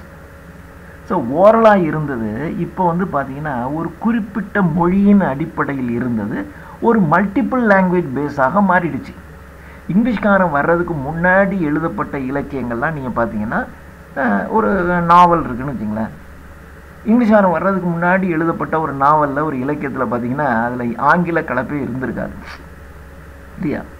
சமஸ்கிருத கலப்பு இருக்கும், பிற மொழிகளின் கலப்பு இருக்கும், ஆனால் ஆங்கில மொழியினுடைய கலப்பு இருக்காது. ஆனால் இங்கிலீஷ்காரன் வந்ததுக்கப்புறம் அல்லது அவன் போனதுக்கப்புறம் இப்போ எழுதப்படக்கூடிய எல்லா நாவல்கள், எல்லா கட்டுரைகளும் சரி, எஸ்ஸே, ட்ராமா, எதை எடுத்துக்கிட்டிங்கனாலும் இங்கிலீஷினுடைய லாங்குவேஜ் தாக்கம் இருக்கும், மொழியின் தாக்கம் இருக்கும். அதில் இருக்கக்கூடிய கேரக்டர் வந்து நடுவில் இங்கிலீஷில் பேசும். அதில் நடுவில் இருக்கிறவன் இங்கிலீஷில் பேசினாலும் அந்த கேரக்டர் எப்படி இருக்குன்னாக்கா இந்தியாவினுடைய பண்பாட்டின் அடிப்படையில் தான் செயல்படும். இங்கிலீஷ் பேசுது அப்படிங்கிறக்கா இங்கிலீஷ்காரவங்க டக்குன்னு ஒருத்தவங்கள பார்த்த உடனே அதை ஆனோ பண்ணால் ஜஸ்ட்டு ஒரு ஹக் பண்ணுவாங்க. இன்னும் ரொம்ப நெருக்கமானவங்கன்னா கொஞ்சம் சின்னதாக ஒரு கிஸ் பண்ண கூட செய்வாங்க. இப்போ நீங்கள் ஒரு நாவல் வந்து ஒரு புதுசாக ஒரு காலேஜுக்கு போகிறோம், அந்த காலேஜினுடைய லெக்சரை பார்க்குறோம், பார்த்த உடனே டக்குன்னு நான் ஹக் பண்ணேன், கிஸ் பண்ணேன் அப்படின்னு நீங்கள் சொல்ல முடியுமா, எழுத முடியுமா நாவல்? அப்போ என்ன பண்ணுவீங்க, ஒரு பெண்ணை பார்த்த உடனே கையெடுத்து வணக்கம் சொல்கிறீங்க, அவங்ககிட்ட விடை பெற்று வர்றீங்க, இப்படி தான் நீங்கள் எழுதுவீங்க. நடுவில் அவங்க கூட நீங்கள் இங்கிலீஷில் பேசுகிற மாதிரிலாம் டயலாக் இருக்கும். ஆனால் பேசிக் பண்பாடு பார்த்தீங்கன்னா இந்த நாட்டுக்கு என்ன பண்பாடோ அதுதான் இருக்கும். அப்படி தானே இப்போயும் நாவல்லாம் எழுதுகிறாங்க, இலக்கியங்கள்லாம் அப்படி தானே வருது. இதை தான் சொல்லலாம். அதுக்கு முன்னாடி பார்த்தீங்கன்னா ஒரு ஸ்பெசிஃபிக் லாங்குவேஜ் பேஸில் இருந்திருக்கும், இப்போ வேணால் மல்டிபிள் லாங்குவேஜ் பேஸில் இருக்கலாம் இல்லையா. we need to find descriptors which do not invoke the cant progress and which are not joined at the hip with nationalism. இந்த மாற்றங்கள் இருக்குது பாருங்கள், இது நேஷ்னலிசம்ங்கிறத நீங்கள் ஒரு ஜாயின்லாம் பண்ண முடியாது. அது இதை உடச்சிவிட்டு இல்லை இதை நம்ம ஜாயின் பண்ணிக்கிறோம் அப்படிலாம் கிடையாது. ஒரே பண்பாடு தான். அது colonial, post colonial, pre colonial எல்லாத்துலேயும் இருக்கும். இது எப்படின்னா join at the hip with nationalism. தேசியம் என்கின்றத ஒரு ஜாயிண்ட்டாலாம் நீங்கள் பண்ண முடியாது. ஜாயிண்ட் அட் த ஹிப்புன்னு என்னப்பா, இடுப்பில் நீங்கள் ஜாயின் பண்ணிங்கன்னா, இப்போ ஒரு பொம்மை இருக்குது, அந்த பொம்மை இடுப்போட கட் ஆகிடுச்சு, 2 பீஸாக போயிடுச்சு. நீங்கள் அதை ஜாயின் பண்ணுறீங்கன்னு வச்சிங்களேன், டக்குன்னு பார்த்தோன்னே கண்ணில் தெரியும். இப்போ ஒரு கால் நகத்தில் உடஞ்சி போச்சு, ஒரு கால் விரல் உடஞ்சி போச்சு அப்படின்னா அவ்வளோவா தெரியாது. ஆனால் ஹிப்புங்கிறது ஜஸ்ட்டு பார்த்தோன்னே தெரிஞ்சு போயிடும். அது மாதிரி தான் நீங்கள் வேறு ஏதாவது நீங்கள் மாற்றம் பண்ணினீங்கன்னு வச்சிங்களேன், தேசியத்தை உடைச்சிட்டு நீங்கள் அதில் வேறு எதையாவது ஜாயின் பண்ணிங்கன்னா அது பார்த்தோன்னே பளிச்சுன்னு தெரிஞ்சு போயிடும். Post colonial might be an excellent term to use to describe Canadian literature, but it would not do to describe native literature. கனடிய இலக்கியத்தை பற்றி டிஸ்கிரைப் பண்ணுறதுக்கு போஸ்ட் காலனியல் லிட்ரேச்சருங்கிறது பொருத்தமாக இருக்கலாம். ஆனால் நேட்டிவ் லிட்ரேச்சர், எங்களுடைய இந்த செவ்விந்தியர்களாகிய இந்த இந்தியர்கள் பயன்படுத்தின நேட்டிவ் லிட்ரேச்சர் இருக்கு இல்லையா, இதுக்கு வந்து போஸ்ட் காலனியல் லிட்ரேச்சர் பயன்படாது அப்படின்ட்டான். ஆஸ் அ நேட்டிவ் ரைட்டர், நான் ஒரு நேட்டிவ் ரைட்டர் என்கின்ற அடிப்படையில் I lean towards terms such as tribal, interfusional, polemical and associational to describe the range of native writing. Native ரைட்டிங்கினுடைய ரேஞ்சை டிஸ்கிரைப் பண்ணுறதுக்கு நான் 4 டேர்ம்ஸை பயன்படுத்துகிறேன். அதுதான் அந்த அடிப்படையில் தான் நான் பேசுகிறேன். ஒன்று ட்ரைபல், இன்னொன்று இன்டர்ஃபியூஷனல், இன்னொன்று போலமிக்கல், 4வது அசோசியேஷனல். I prefer these terms for a variety of reasons. பல்வேறு காரணங்களுக்காக நான் இந்த 4 டேர்ம்ஸையும் ப்ரிஃபர் பண்ணுறேன். They tend to be less centered and do not within the terms themselves privilege one culture over another. They avoid the sense of progress in which primitivism give way to sophistication. So இது வந்து ஒரு மையத்தில் இருக்கும். ஒரு culture இன்னொரு கல்ச்சரை dominate பண்ணாது. அதே சமயத்தில் இந்த பிரிமிட்டிசம், இந்த பழமைத்தனம் என்பதிலிருந்து சோஃபிஸ்டிகேஷன் என்கின்ற தன்மைக்கு இது போகவே போகாது. They avoid the sense of progress in which primitivism gives way to sophistication. Primitivism அப்படின்னா பழமைத்தன்மையிலிருந்து புதுமைத்தன்மைக்கு பண்பாட்டு அடிப்படையில் போகாது. ஒரு ஆடை அணிவது, ஆபரணங்கள் அணிவது, இந்த மாதிரி சின்ன விஷயங்களில் வேணால் நீங்கள் சோஃபிஸ்டிகேட்டடாக இருக்கலாம். தரையில் உட்காந்து சாப்பிட்ருப்போம், இப்போ வேணால் டைனிங் டேபிளில் உட்காந்து சாப்பிட்டுட்டு இருப்போம், ஏசி ரூமில் உட்காந்து சாப்பிடுவோம், அப்படி தான் இருக்கும். ஆனால் அந்த பண்பாடு என்பது இருக்குது பாருங்கள். பெரியவங்க வந்தாங்கன்னா நீங்கள் முன்னாடி சாப்பிடுங்க, குழந்தைங்க வந்தால் குழந்தைங்களுக்கு ஃபஸ்ட்டு ப்ரிஃபரன்ஸ் கொடு, இதெல்லாம் நம்மளுடைய பண்பாடு இல்லையா? பெரியவங்க மேலே கால் பட்டால் தொட்டு கும்பிடணும், இதெல்லாம் ஒரு பண்பாடு. புத்தகத்து மேலே கால் பட்டாவே தொட்டு கும்பிடுவோம். இன்றைக்கும் இவர் பெரிய கோடீஸ்வரன் ஆகிட்டார், காரில் போகிறாரு, அப்போ ஒரு புத்தகம் கிடையாது மீச்சிட்டு போவார பார்த்துருக்கோமா? நம்ம தொட்டு கும்பிட்றா புஸ்தகத்தை சொல்கிறாங்களா இல்லையா? நீ என்ன கோடீஸ்வரனாக இருந்தாலும் சரி, பிச்சைக்காரனாக இருந்தாலும் சரி, புஸ்தகம்னா இப்படி தான் செய்யணும்னு உங்களுக்கு ஒரு பண்பாடு இருக்குது. அதை நீங்கள் மாற்றவே முடியாது. ஸோ இந்த கல்ச்சரு இருக்குது பாருங்கள், இதை என்னால் மாற்ற, இந்த ப்ரிமிட்டிசம்லேருந்து சாஃபிஸ்டிகேஷனுக்கெல்லாம் ஒன்றும் பெருசாக மாற்றம் ஆகாது என்று நான் நம்புகிறேன். Suggesting as it does that such movement is both natural and desirable. இது இயற்கையானது, நம்மளை அறியாமையே இயற்கையாகவும் நாம் விரும்பத்தக்க வழியில் தான் இது நடந்துக்கிட்டே இருக்கும். They identify points on a cultural and literary continuum. ஒரு பண்பாடு இலக்கிய தொடர்ச்சி ஃபார் நேட்டிவ் லிட்ரேச்சரில் இருக்கும். which do not depend on anomalies. அனாமலிஸ்னா அனாமதையா, யாரோ சொன்னால் எவனோ பேசுனாங்கிறது ஏண்டா. ஸோ இந்த அனாமதயங்களை டிபெண்ட் பண்ணாது native literature. As the arrival of Europeans in North America or the advent of non native literature in this hemisphere. இந்த பகுதியில் நார்த் அமெரிக்காவுக்கு யூரோப்பியன்ஸ் வந்ததுனால, ஸோ அனாமலிஸ்ன்னு சொல்கிறான். அனாமலிஸ்னால் அனாமதை, எவனோ ஒருத்தன் வந்தான், யூரோப்பிலேருந்து ஒருத்தன் இங்கே வந்துட்டான், இன்னொரு நாட்டினுடைய இலக்கியம் இங்கே வந்துருச்சு, அதுக்காக இந்த நாட்டினுடைய இலக்கியத்தில் பெரிய மாற்றங்கள் வந்துருமா? வரவே வராது அப்படின்னு சொன்னான். What Mary Baker likes to call settler lit, இதை இந்த நான் நேட்டிவ் லிட்ரேச்சர், அதாவது இந்த நாட்டினுடைய இலக்கியம் இல்லாமல் பிற நாடு இங்கே ஆக்கிரமிக்கு வந்ததுனால அந்த நாட்டினுடைய இலக்கியம்லாம் இங்கே வந்துருச்சு, அது வந்துச்சுங்கிறதுனால இந்த நாட்டினுடைய இலக்கியத்தை இந்த நாட்டின் பண்பாட்டின் அடிப்படையில் தான் இருக்கும் அப்படின்ட்டு இந்த மேரி பேக்கருங்கிற என்ன சொல்கிறான்னா, வெளிநாட்டுக்காரங்க செட்டில் ஆகி அவனுடைய இலக்கியம் வந்துச்சு பாருங்கள், அந்த இலக்கியத்திற்கு செட்டிலர் லிட்டர் அப்படின்னு பேர். செட்டிலர் அப்படின்னா இந்த நாட்டில் செட்டில் ஆனவன், வெளிநாட்டில் இங்கே செட்டில் ஆனவன், அவனுடைய இலக்கியம் லிட்டர்னா குப்பை அப்படின்னு சொல்கிறோம். ஸோ இது செட்டிலர் லிட்டர்னா, so the vast produce by the settlers of this country, இந்த நாட்டில் பிற நாட்டிலிருந்து குடியேறியவர்களின் குப்பை. அது எங்கள் நாட்டின் பண்பாடு, எங்கள் இலக்கியம், நேட்டிவ் லிட்ரேச்சர் வேறடா. நான் நேட்டிவ் லிட்ரேச்சர் என்பது செட்டிலர் லிட்டர் அப்படின்னு யார் சொல்கிறா? மேரி பேக்கர் சொல்கிறாங்க அப்படின்னு தெரிஞ்சுக்கணும். அட் த சேம் டைம் அதே சமயத்தில் these terms are not backs. இந்த 4 டேர்ம் அவர் சொல்கிறார் இல்லையா, ட்ரைபல், இன்டர்ஃபியூஷனல், போலமிக்கல் அண்ட் அசோசியேஷனல் என்பதும் இந்த 4மே பை கிடையாது. Into which we can collect and store the whole of native literature. இது இந்த நேட்டிவ் லிட்ரேச்சர் முழுவதையும் கொண்டிருக்கக்கூடிய பை கிடையாது இவைகள். அப்போ என்ன இதெல்லாம்? They are more properly vantage points from which we can see a particular literary landscape. இது ஒரு vantage point அப்படின்னு சொன்னால் ஒரு அட்வான்டேஜ், அதாவது ஒரு சரியான ஒரு புள்ளி. இந்த புள்ளியிலேருந்து நீங்கள் பார்த்தீங்கன்னா எல்லாமே உங்களுக்கு தெளிவாக தெரியும். இப்போ நீங்கள் மலைப்பகுதிகளில் டூர் போகிறீங்கன்னு வச்சிங்கன்னா, கொடைக்கானல், ஊட்டி, ஏதாவது ஒரு மூணாறு, எங்கேயோ ஒரு டூர் போகிறீங்கன்னு வச்சிங்கன்னா, அங்கே வியூ பாயிண்ட்ஸ்னு சொல்லுவாங்க. அந்த பாயிண்ட் இருந்து பார்த்தீங்கன்னா அப்படியே ஃபுல்லாக தெரியும். அது இல்லாமல் இன்னொரு இடத்துல இருந்து பார்த்தா கொஞ்சம் வேறு பகுதி, ஒரு பகுதி தான் தெரியும், ஆனால் ஒரு குறிப்பிட்ட இடத்துல போய் பார்த்தீங்கன்னா அப்படியே ஃபுல்லாக தெரியும். அதனால இந்த 4ம் பேக்ஸு கிடையாது, ஆனால் இந்த 4ம் வந்து ஒரு வியூ பாயிண்ட். இந்த பாயிண்டில் இருந்து பார்த்தீங்கன்னா நேட்டிவ் லிட்ரேச்சருடைய ஃபுல்லாக நீங்கள் வந்து தெரியும். நேட்டிவ் லிட்ரேச்சர் ஃபுல்லாக அடைச்சி வைக்கிற பேகு கிடையாது இது. நேட்டிவ் லிட்ரேச்சரை முழுமையாக தரிசிக்கின்ற வாண்டேஜ் பாயிண்ட்ஸ் தான் இந்த 4ம் அப்படின்னு அவர் சொல்கிறார். அடுத்தது 2 of these terms are self-apparent.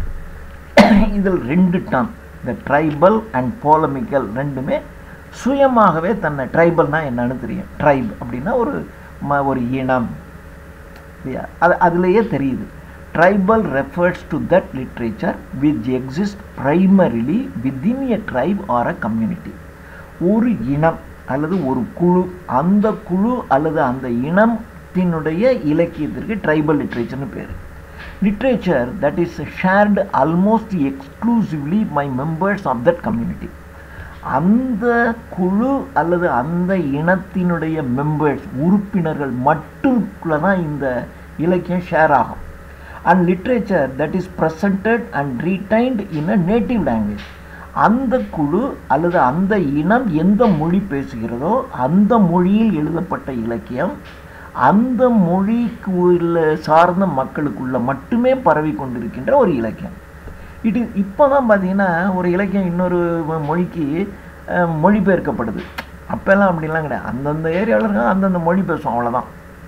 ஒருத்தனுக்கு 2 மொழி தெரியும், அப்போ இவன் எழுதும்போது அந்த மொழி வந்து இதுக்குள்ளே வரும் இந்தியாவில், அவ்வளோதான். It is virtually invisible outside it's community.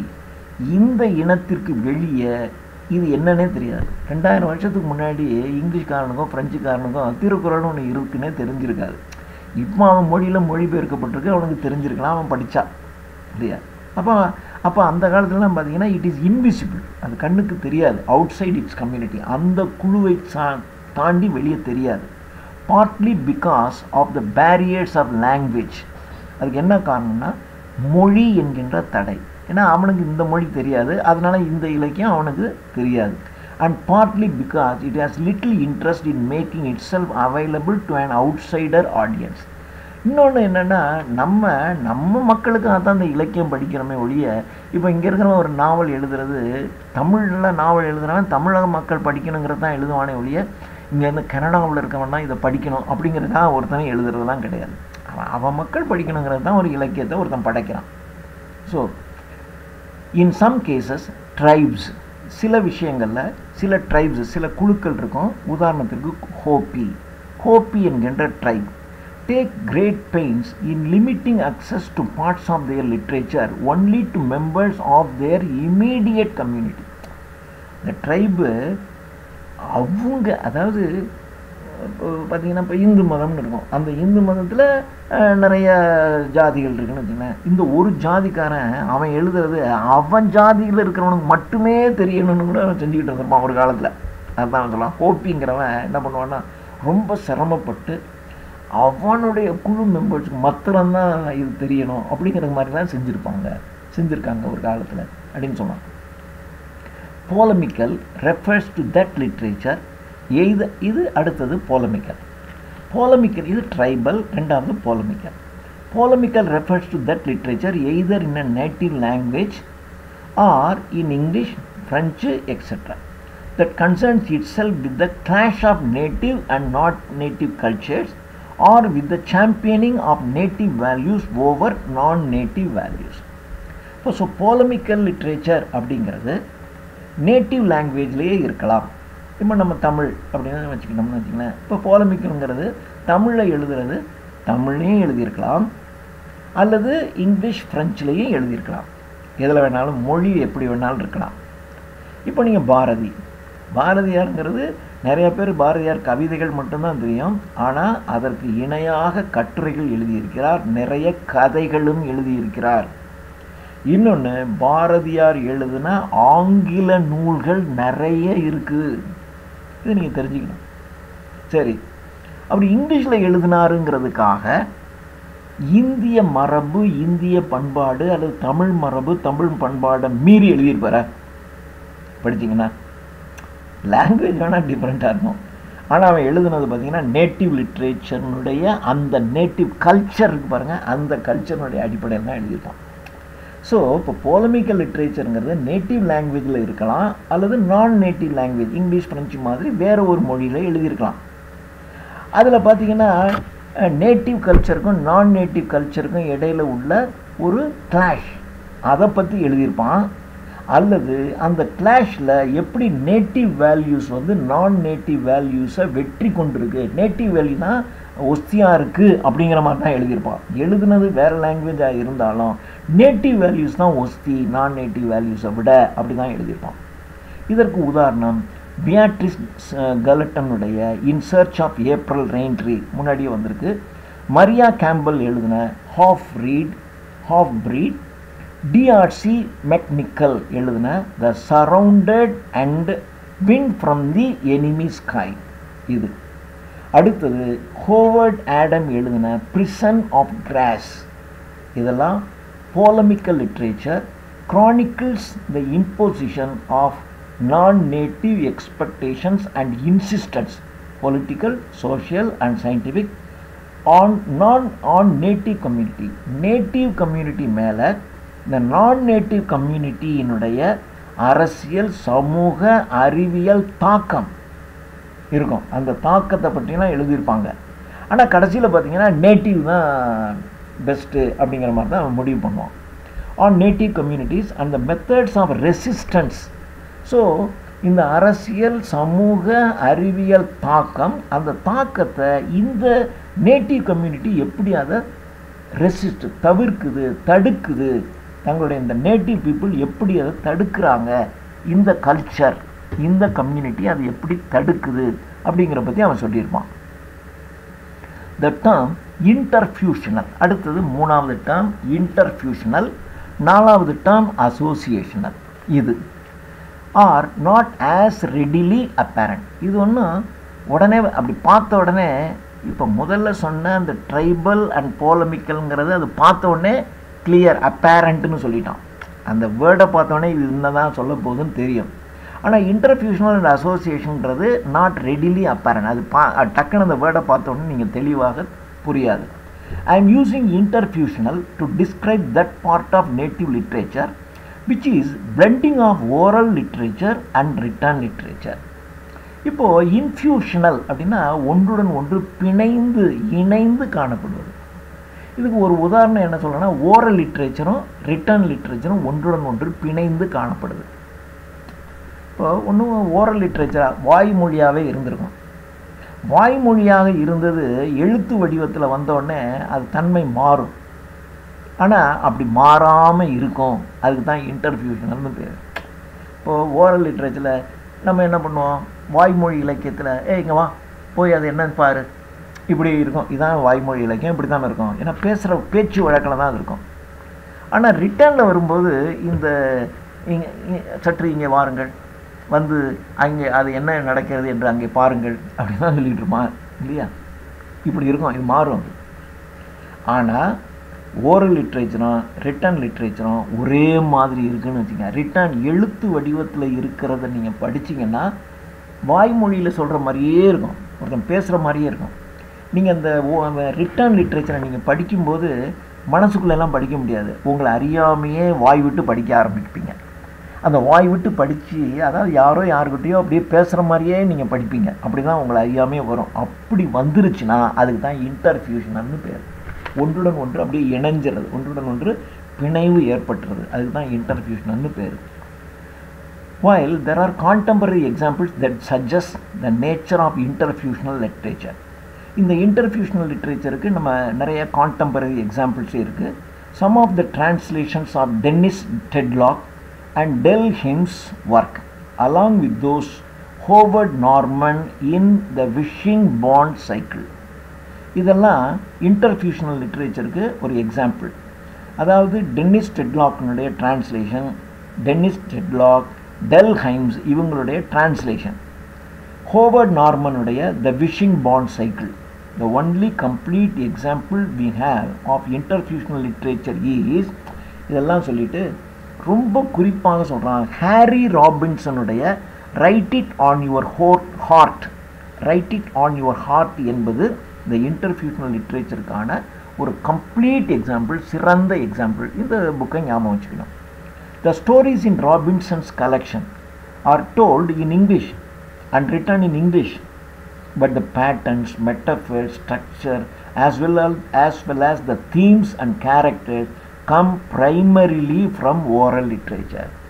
இந்த ராபின்சனுடைய இந்த கலெக்ஷன் இருக்கு பாருங்க இல்லையா, அவர் write it in on your ஹார்ட்டுங்கிற இந்த கலெக்ஷனில் இங்கிலீஷில் தான் கதை சொல்லியிருப்பார், அது இங்கிலீஷில் தான் எழுதியிருப்பாங்க.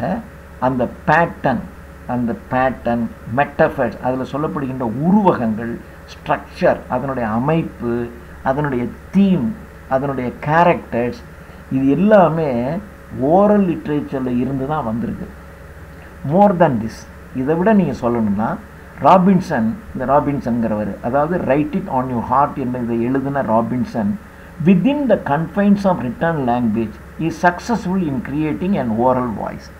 அது ரொம்ப சக்ஸஸ்ஃபுல்லாக எழுத்தில் எழுதப்பட்ட இலக்கியம் ஓரல் லிட்ரேச்சர் மாதிரி ரிட்டன் லாங்குவேஜில் அவர் எழுதியிருக்காரு. அதான் இவருடைய சிறப்பு. he does this in a rather ingenious way. இதை ஒரு சிறப்பான வழிகளில் இதை செஞ்சுருக்காரு. he develops what we might want to call an oral syntax that defeats readers' effort to read the story silently to themselves. So இவர் பயன்படுத்துகிற இந்த syntax இருக்கு பாருங்கள். சின்டாக்ஸ் என்பது வாக்கிய அமைப்பு.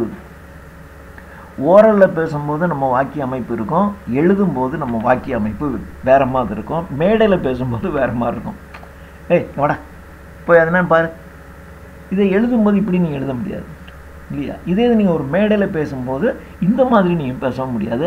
மேடை நாகரிகங்கிறது கொஞ்சம் பாலிஷாக பேசணும் இல்லையா. ஆனால் இவன் என்ன பண்ணுவான்னா, ரிட்டன் லாங்குவேஜில் ரிட்டனுக்குன்னு ஒரு சின்டாக்ஸ் வாக்கிய அமைப்பு இருக்குது, ஓரல் வாய்மொழி என்பதற்கு ஒரு வாக்கிய அமைப்பு இருக்குது. இதில் நீங்கள் எழுதுகிற வாக்கிய அமைப்பில் ரிட்டன் சின்டாக்ஸில் ஒன்றை எழுதி, ஆனால் நீங்கள் அதை நீங்கள் படிச்சிங்கன்னு வச்சிங்களேன், மனசுக்குள்ளே நீங்கள் படிக்கவே முடியாது, உங்களை அறியாமையே நீங்கள் வாய் விட்டு படிக்கிற மாதிரி அதை. ஸோ ரிட்டன் சின்டாக்ஸில் எழுதுனதை ஓரல் சின்டாக்ஸில் இருக்கிற மாதிரி எழுதியிருப்பான் ரிட்டனில். The common complaint that we make of oral literature that has been translated into English is that we lost the voice of the storyteller.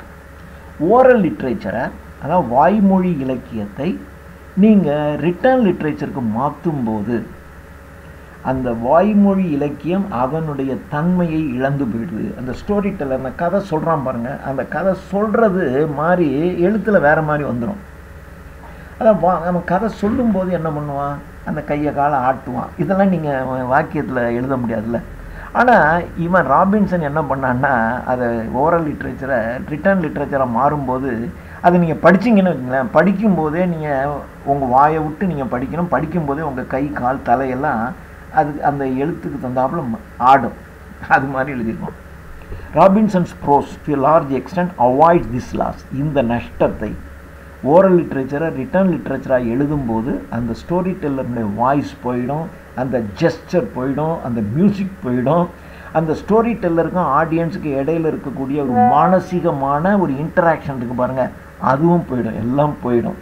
ஆனால் அது எதுவுமே போகாமல் இவர் ஓரல் லிட்ரேச்சரை ரிட்டன் லிட்ரேச்சராக மாற்றியிருப்பார் அப்படின்னு சொல்லிட்டு இதற்கு ஒரு உதாரணத்தை அவர் சொல்கிறார். இப்போ இந்த உதாரணம் பாருங்கள். இதை பார்த்தீங்கன்னா அது ஓரல், இது ரிட்டன் லிட்ரேச்சர் எழுதியிருக்கு, ஆனால் இதை படிக்கும்போதே பார்த்தீங்கன்னா ஓரல் லிட்ரேச்சர் மாதிரியே இருக்கும். I will tell you. Cat with the boots on. Riding boots on. That is the stories, the first stories. There was a big ranch not around here. That is someplace in European. அது எங்கேயோ European இருக்குது, Overseas, வெளிநாட்டில். யூரோப்பியன்னு சொல்லிட்டு விட வேண்டியதான், European ஓவர்சீஸில் பேசும்போது அப்படி தானே பேசுவோம். தட்ஸ் அ லாங் டைம், அது ரொம்ப நாளைக்கு முன்னாடி. Shortly after the impellable stories, அதாவது இந்த இம்பெல்லபிள் கதைகளுக்கு அப்படி ஜஸ்ட்டு அடுத்து. But this part impellable stories, ஆனால் இந்த பகுதிங்கிறது impellable stories. It is not Indian stories. இது இந்திய கதை இல்லை. This is white people stories. இது வெள்ளை மக்களை பற்றிய கதை. Because I learn this from the white people. ஏன்னா இதை வந்து நான் வெள்ளைக்காரன்ட்டு தான் இதை கற்றுக்கிட்டேன். அதனால் இது white people stories. Not the white man. அது ஒயிட் பீப்புள்கிட்டருந்து கற்றுக்கிட்டேன். ஆனால் இது ஒயிட் மேன் இல்லை. The white man tell his son. The white man தன்னுடைய son, that is Allison, John Paul Allison. இதை பார்த்தீங்கன்னா நம்ம பேசுகிற மாதிரியே இருக்கும். The white man tells his son. The white man வந்து அவனுடைய பையன் அலிசன், ஜான் பால் அலிசன், அவங்ககிட்ட சொல்கிறான். White man, he is the one that tell the stories to his son. அவன் தான் அவன் சன்னுக்கிட்ட சொல்கிறான். his son, அதாவது ஜான் பால் அலிசனுடைய சன்னு பெர்ட் அலிசன், அவன் அவங்ககிட்ட சொல்கிறான். his son was a half a Indian and half a white. இந்த பெர்ட் அலிசன் இருக்கான் பாருங்க, இவன் பாதி இந்தியன் பாதி ஒயிட்டு. இந்த இடத்துல இந்தியன் என்பது ரெட் இண்டியனை ஞாபகம் வச்சுக்கணும். அண்ட் ஏ ஹாஃப் ஒயிட், அவன் பாதி வெள்ளை பாதி Indian. Because his mother was an Indian. அவங்க அம்மா வந்து ஒரு இந்தியனு, அவங்க அப்பா ஒரு ஒயிட் மேன். அதனால தான் அவங்க அப்பா வந்து இந்த கதையெல்லாம் சொல்கிறாரு பெர்ட் அலிசனுக்கு. ஏன்னா பெர்ட் அலிசன் ஒயிட் மேனுங்கிறதுனால அப்படி சொல்கிறாரு. So he told me, Bert Allison. So he told me this not Indian stories, white man stories. You understand that? இது வந்து ரிட்டர்ன் லிட்ரேச்சர். இது ரிட்டர்னில் இருந்தாலும் இதை நீங்கள் படிக்கும்போது உங்களுக்கு எப்படி இருக்கும்? யாரோ வந்து பேசிகிட்டே இருக்க மாதிரியே இருக்கும். ஓரல் லிட்ரேச்சர் மாதிரியே இருக்கும். த மெட்டமார்ஃபசிஸ். இந்த மெட்டமார்ஃபிசஸ்ங்கிறது ஒரு உருமாற்றம். ரிட்டர்ன் டு ஓரல், அதாவது எழுத்திலிருந்து வாய்மொழிக்கு உருமாற்றம் அடைகிறது. ரீடர் டு ஸ்பீக்கர், படிக்கிறவன்ட்டு பேசுகிறவனுக்கு மாறுது. Is no mean trick. இது ஒன்றும் ட்ரிக்கு கிடையாது. One that Robinson accomplishes with relative ease. இது ராபின்சன்கிறவர் ரொம்ப ஏதோ ட்ரிக் பண்ணி இதை ரிட்டனை ஓரலாகவும் ரீடரை ஸ்பீக்கராகவும் மாற்றினார்னு கிடையாது. More important, his prose has become a source of inspiration and influence for other native writers such as Jeanette Armstrong and myself. எனக்கும், அதாவது தாமஸ் கிங் இவருக்கும் ஜெனட் ஆம்ஸ்ட்ராங்குக்கும் ஆகிய எங்களை போன்ற நேட்டிவ் ரைட்டர்ஸுக்கு இவருடைய ஒர்க்கு ஒரு இன்ஸ்பிரேஷனாக அமைஞ்சிச்சு. சப்போஸ் இப்படி கூட கேட்கலாம் இல்லையா?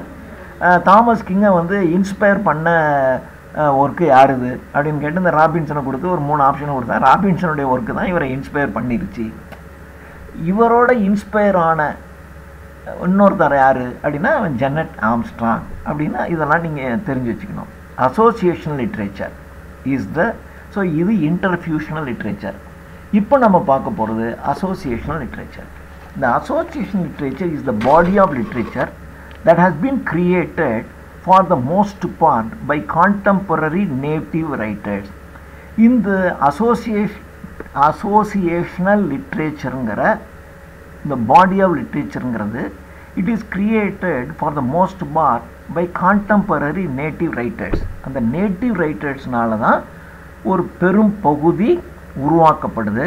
while no one set of criteria will do to describe it fully. It possesses a series of attributes that help to give it form. So இதை உருவாக்குறதுக்கான வெவ்வேறு வடிவ அமைப்புகள் இருக்கு இல்லையா, இது ஒரு சீரீஸ் ஆஃப் ஆட்ரிபியூட்ஸ்னால இது உருவாக்கப்பட்டிருக்கு. இதுதான் அசோசியேஷனல் லிட்ரேச்சர்.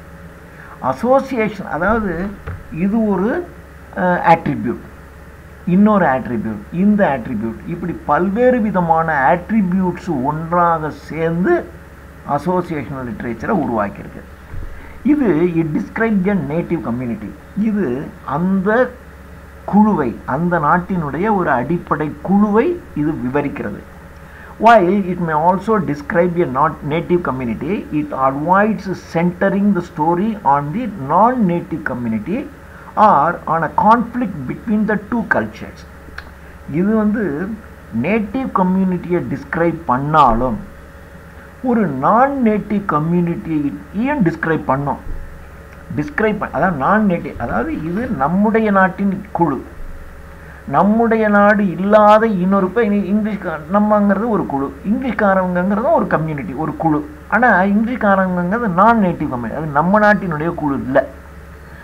ஸோ அப்போ இன்னொரு கம்யூனிட்டியையும் டிஸ்கிரைப் பண்ணி அந்த கம்யூனிட்டிக்கும் இந்த கம்யூனிட்டிக்கும் அல்லது அந்த பண்பாட்டுக்கும் இந்த பண்பாட்டுக்கும் இடையில உள்ள கான்ஃப்ளிக்ட், அந்த முரண்பாடுகளை பற்றி பேசும்.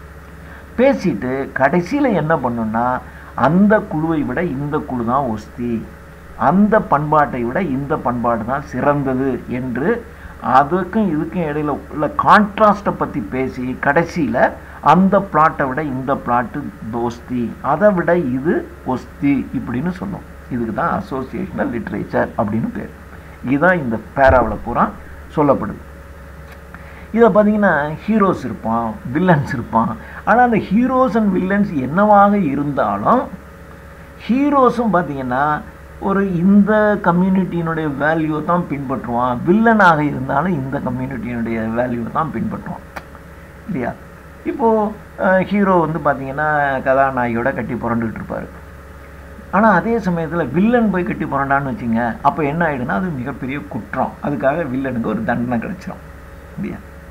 ஏன்னா அதுதானே கல்ச்சர். அந்த மாதிரி அப்படி தான் இவங்க கொண்டு வருவாங்க ஃபிக்ஷன். இதுதான் இந்த பேரா. ஃபார் த நான் நேட்டிவ் ரீடர், அதாவது இந்த நேட்டிவ் இல்லாத இன்னொருத்தர். அப்போ நம்ம தமிழ் இலக்கியத்தை இன்னொரு குழுவை சார்ந்த ஒருத்தன் படிக்கிறான்னு வச்சுங்களேன், அவன் நான் native reader. The literature provides a limited and particular access to a native world. அவன் படித்தான்னா அந்த லிட்ரேச்சரானது ஒரு குறிப்பிட்ட அளவிற்கு இந்த குழுவின் உலகத்தை அவனுக்கு படம் பிடிச்சு காட்டும். To associate with the world without being encourage to feel a part of it. So அதை அவனை அறியாமே, இப்போ ஒன்றும் இல்லை, இப்போ நீங்கள் இங்கிலீஷ் நாவலை ஒன்று படிக்கிறீங்கன்னு வச்சிங்கன்னா உங்களை அறியாமையே அந்த நாட்டினுடைய கல்ச்சரை அதை படம் பிடிச்சி காட்டும் இல்லையா. அதை தான் அவன் சொல்கிறான். It does not pander to non-native expectations.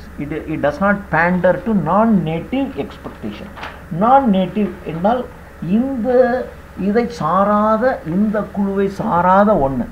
So panther அப்படின்னு சொன்னால் ஒரு இம்மாரல் ஆக்டிவிட்டிக்கு ஒரு துணை போகிறது, அதுக்கு இடம் கொடுக்கறது. It does not pander, அதுக்கு இடம் கொடுக்காது. It does not pander to non-native expectations. இந்த non-native, அதாவது நம்முடைய குழு இல்லாத ஒரு இனக்குழு இன்னொன்று இருக்கும் இல்லையா, அந்த குழு என்ன பண்ணுன்னா ஒரு இம்மாரலான ஒரு ஆக்டிவிட்டிக்கு இடம் கொடுக்காது. அதாவது அந்த நேட்டிவ் அது இடம் கொடுக்காது. ஒரு கிளாமர் இடம் கொடுக்காது. ஆர் ஹரர் ஆஃப் நேட்டிவ் லைஃப்னுடைய ஒரு பயங்கரம் அதுக்கு இடம் கொடுக்காது. And it especially avoid these media phantasms அப்படின்னா பேய் பிசாசு இது மாதிரி இடம் கொடுக்காது. கிளிட்ஸி செரிமனிஸ், ஒரு ஆடம்பரமான ஒரு செரிமனிஸ் நடக்காது. யுப்பி ஷாமனிசம் அப்படின்னாக்க ஒரு மாடர்ன்ங்கிறது ஒரு வெஸ்டர்ன் லைஃப்னு வச்சுங்களேன். வெஸ்டர்ன் அவங்களுடைய ஒரு ஸ்பிரிச்சுவல் ப்ராக்டிஸ், ஒரு வெஸ்டர்ன் ஸ்பிரிச்சுவல் ப்ராக்டிஸ். அதாவது இந்த ஃபிசிக்கலுக்கும் ஸ்பிரிச்சுவலுக்கும் இடையில உள்ள ஒரு பிரிட்ஜ், இதுதான் yuppie shamanism. Diet philosophy, diet அப்படின்னாவே ஒரு லிமிட்டடுன்னு அர்த்தம். ஒரு diet philosophies, literary tourism as one critic call them. இதை வந்து லிட்டரரி டூரிசம் அப்படின்னு சொல்லுவாங்க. That writers as Carlos Castaneda and Lynn Andrews have conjured up for the current generation of gullible readers. Gullible என்றால் easily exploitable, எளிதாக எல்லாத்தையும் நம்புகிறான். அந்த மாதிரி ஒரு gullible readers-ஐ கன்ஜூர்னா அப்படியே அப்படியே அவனை மயக்கிறது. ஸோ அது மாதிரிலாம் இருக்காதுன்னு சொல்கிறேன். For the native reader, associational literature helps to remind us of the continuing values of our culture. இந்த நேட்டிவ் ரீடருக்கு அசோசியேஷன் லிட்ரேச்சர் என்பது நம்முடைய பண்பாட்டின் தொடர் மதிப்புகளை நமக்கு காட்டிக்கிட்டே இருக்கும். And it reinforces the notion that in addition to the usable past, that the concurrence of oral literature and traditional history provides us with, we also have an active present marked by cultural tenacity na அதனுடைய வேகம், விறுவிறுப்பு, and a viable future which may well organize itself around major revivals of language, philosophy, spiritualism. So இந்த native reader இருக்கான் பாருங்க, இந்த குழுவினுடைய reader, அவனுக்கு இந்த அசோசியேஷனல் லிட்ரேச்சருங்கிறது என்ன ஹெல்ப் பண்ணுதுன்னா, இந்த பண்பாட்டினுடைய மதிப்பை தொடர்ந்து அவன் உணருவதற்கும், இந்த யூசபிள் பாஸ்ட், இந்த கடந்த கால இந்த இலக்கியங்கள், that the concurrence of oral literature and traditional, ஒரு காலத்தில் இருந்த ஓரல் லிட்ரேச்சர், அதனுடைய ஒரு பாரம்பரிய வரலாறு, இப்போ இருக்கக்கூடிய ஆக்டிவ் ப்ரெசண்ட்டு, ஒரு சுறுசுறுப்பான ஆக்டிவ் ப்ரெசண்ட்டு, இந்த ப்ரெசண்ட்டில் அதுவும் அந்த காலத்திலிருந்து இந்த காலம் வரைக்கும் இருக்கக்கூடிய அந்த பண்பாட்டினுடைய ஒரு டெனாசிட்டி, அப்புறம் வயபிள் ஃப்யூச்சர், இதனுடைய எதிர்காலம் எப்படி இருக்கும், இதை பற்றிய தகவல்களை ஒரு லாங்குவேஜ், ஃபிலாசபி அண்ட் ஸ்பிரிச்சுவலிசம் மூலமாக இது சொல்லும். இதுதான் அசோசியேஷனல் literature. 2 of the better examples of associational literature are, இந்த அசோசியேஷனல் லிட்ரேச்சருக்கான 2 பெஸ்ட் எக்ஸாம்பிள், இதையும் தெரிஞ்சு வச்சுக்கணும். பாசில் ஹச் ஜான்சனுடைய Indian school days and Ruby Slipper ஜாக்கினுடைய ஹானர் தி சன். இது each creates and Indian community. இந்த ரெண்டுமே பார்த்தீங்கன்னா இந்த 2 நாவல்லையும் ஒரு இந்தியன் கம்யூனிட்டியை, இந்தியன்கிறது இந்த இடத்துல ரெட் இண்டியனை குறிக்கலாம், ஒரு இந்தியன் கம்யூனிட்டி. ஒரு ஜான்சன் அட்டிய ஜான்ஸ்டன் அட்டிய ஜெசிட். ஜெசிட் அப்படின்னு சொன்னால் இந்த இயேசு சபை அப்படின்னு சொல்கிறாங்க இல்லையா, ஸோ அந்த இயேசு சபை. ஸோ இயேசு சபை என்பது யூரோப்பியன்ஸுக்கு உள்ளது. இந்த ரெட் இண்டியன் கம்யூனிட்டிங்கிறது அவனுக்குன்னு ஒரு கடவுள் இருக்கும், அவனுக்குன்னு ஒரு கடவுள் இருக்கும், அவனுக்குன்னு ஒரு பண்பாடு இருக்குது, அவனுக்குன்னு ஒரு வழிபாட்டு முறைகள் இருக்கும். ஸோ இப்போ இவன் ரெண்டையும் உள்ளே கொண்டு வரான் இந்த நாவலில், இந்த 2 நாவலையும். அதுக்கு தான் அவன் அசோசியேட்டட் லிட்ரேச்சரில் சொல்கிறான். சொல்லிவிட்டு கடைசியில் அவன் என்ன பண்ணுவான்னா 2 லிட்ரேச்சரை பற்றியும் பேசிட்டு கடைசியில் நேட்டிவ் லிட்ரேச்சர் தான், நேட்டிவ் லிட்ரேச்சர், நேட்டிவ் கல்ச்சர், இதுதான் ஒஸ்திங்கிற மாதிரி கொண்டு வந்து முடிப்பாங்க. அதுதான் இவன் சொல்கிறான். ஸோ இவங்க என்ன பண்ணுறாங்கன்னா 2 of the better examples associated with இது வந்து சொல்லிட்டு each creates and Indian community. Johnston at a Jesuit boarding school. ஜான்ஸ்டன்கிறவன் ஒரு இயேசு சபை நடத்துகிற ஒரு போர்டிங் ஸ்கூலில் இருக்குது. Slipperjack in northern Ontario. Slipper ஜாக்குங்கிற ஒரு நார்த்தன் ஆன்டோரியாவில் இருக்கக்கூடியது. The novels themselves describe daily activities and the interaction of the community itself. இந்த நாவலில் வந்து அந்த கம்யூனிட்டியினுடைய டெய்லி ஆக்டிவிட்டீஸ், அதாவது நேட்டிவ் பீப்புளினுடைய, அதாவது அதான் சொன்னான் இந்தியன் ஸ்கூல் டேஸ்ன்னு சொல்லும்போது அதில் ஒரு இந்தியன் ஸ்டூடெண்ட்டையும் சொல்கிறான், இயேசு சபையினுடைய இதையும் சொல்லலாம். 2 பேருனுடைய தினசரி செயல்பாடுகளை எல்லாம் டிஸ்கிரைப் பண்ணுவாங்க. அப்படி பண்ணால் the novel themself describe daily activities and the interaction of the community itself. அந்த 2 கம்யூனிட்டியும் ஒன்னோட ஒன்று எப்படி இன்ட்ராக்ட் பண்ணுது, 2 பேருனுடைய டெய்லி ஆக்டிவிட்டீஸ் என்ன எல்லாம் சொல்லுது. எல்லாத்தையும் ஃபர்ஸ்ட் பர்சன் நேரேட்டரில் சொல்லுது. No one character is given preference over another. இதில் இந்த கேரக்டருக்கு தான் முக்கியம், அந்த கேரக்டர் தான் முக்கியம்னு இல்லாமல் 2 கேரக்டரையும் பற்றி அவன் அப்படியே பேசிக்கிட்டே வரான். அப்படி பேசிக்கிட்டே வரும்போது 2 பேருடைய டெய்லி ஆக்டிவிட்டீஸை பற்றியும் பேசுகிறான். பேசும்போது இது முடியும் போது பார்த்தீங்கன்னா அந்த எந்த நேட்டிவ் கம்யூனிட்டியை இவன் சார்ந்திருக்கானோ அந்த கம்யூனிட்டியினுடைய இதுதான் எல்லாம் சிறப்பாக இருக்குங்கிற மாதிரி கொண்டு வந்து முடிப்பாங்க. Because Indian school days is about a boarding school, we might well expect to see a sustained attack on this particularly colonial institution. So Indian school டேஸ்னு இது இருக்கிறதுனால இது வந்து ஒரு காலனியல் இன்ஸ்டியூஷன். அந்த ஜெசுட்ங்கிறது இயேசு சபை என்பது ஒரு காலனியல் இன்ஸ்டியூஷன் இல்லையா. இப்போ நம்ம நாட்டினுடைய பள்ளிக்கூடம் குருகுலவாசம், வெளிநாட்டுக்காரனுடைய பள்ளிக்கூடங்கிறது இப்போ நம்ம இருக்கிற பள்ளிக்கூடம். இது 2 பற்றியுமே சொல்லிட்டு வரான். இப்போ இந்த குருகுலவாசத்தில் எப்படி டீச்சர் இருப்பாங்க, ஸ்டூடெண்ட் இருப்பாங்க, எப்படி அவங்களுடைய டெய்லி ஆக்டிவிட்டீஸ் இருக்குன்னு இதையும் சொல்லுவான். அதே மாதிரி இப்போ இருக்கக்கூடிய மாடர்ன் ஸ்கூலில் இருக்கக்கூடிய இந்த டெய்லி ஆக்டிவிட்டீஸையும் சொல்லுவான். இவன் சொல்கிறதுலேருந்தே நமக்கு என்ன தெரியும், கடைசியில் குருகுலவாசத்தில் தான் எல்லா ஒழுக்கம் இருக்குது, டிசிப்ளின் இருக்குது, அங்கே தான் நல்லா இருக்குங்கிற மாதிரி தானே நேச்சுரலாக கொண்டு வந்து முடிப்பாங்க. அப்படி தான் முடிப்போம், அப்படி தான் இந்த இது போகும். ஸோ இதுதான் இந்த பேராவில் சொல்லப்படுது. அடுத்தது Ruby Slipperjack concerns herself with an isolated native community in northern ஓர்லண்ட் area, written in the form of a diary. So இது முதல் ஆள் சொன்னது.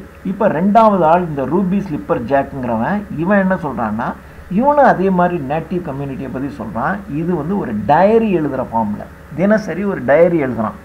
அந்த டைரியில் இந்த கம்யூனிட்டியினுடைய ஆக்டிவிட்டி இந்த கம்யூனிட்டி ஆக்டிவிட்டியும் தினம் எழுதுகிறான். இப்படி தான் அந்த புக்கே அவன்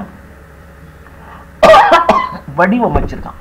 so everyday life of an extended family, அந்த ஒரு குடும்பத்தினுடைய ஒவ்வொரு நாள் செயல்பாடுகளையும் தினசரி ஒரு டைரி எழுதுகிற மாதிரி அப்படியே எழுதான்.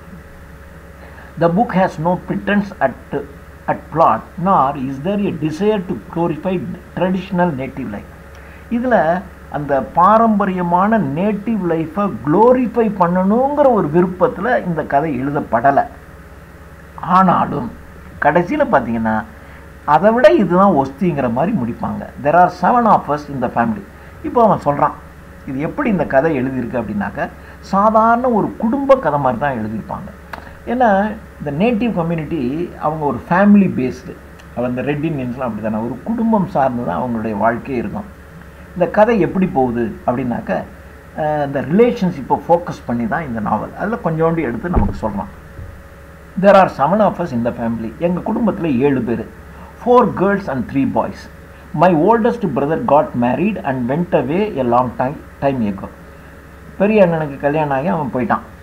அப்போது 4 பெண்கள் 3 பையனில் ஒரு பையன் போயிட்டான். My other brother Wes spends most of his time at the cabin on our trampoline இருக்கிற கேபினில் தான் அவன் டைம் ஸ்பெண்ட் பண்ணுவான். The rest of us girls are all here.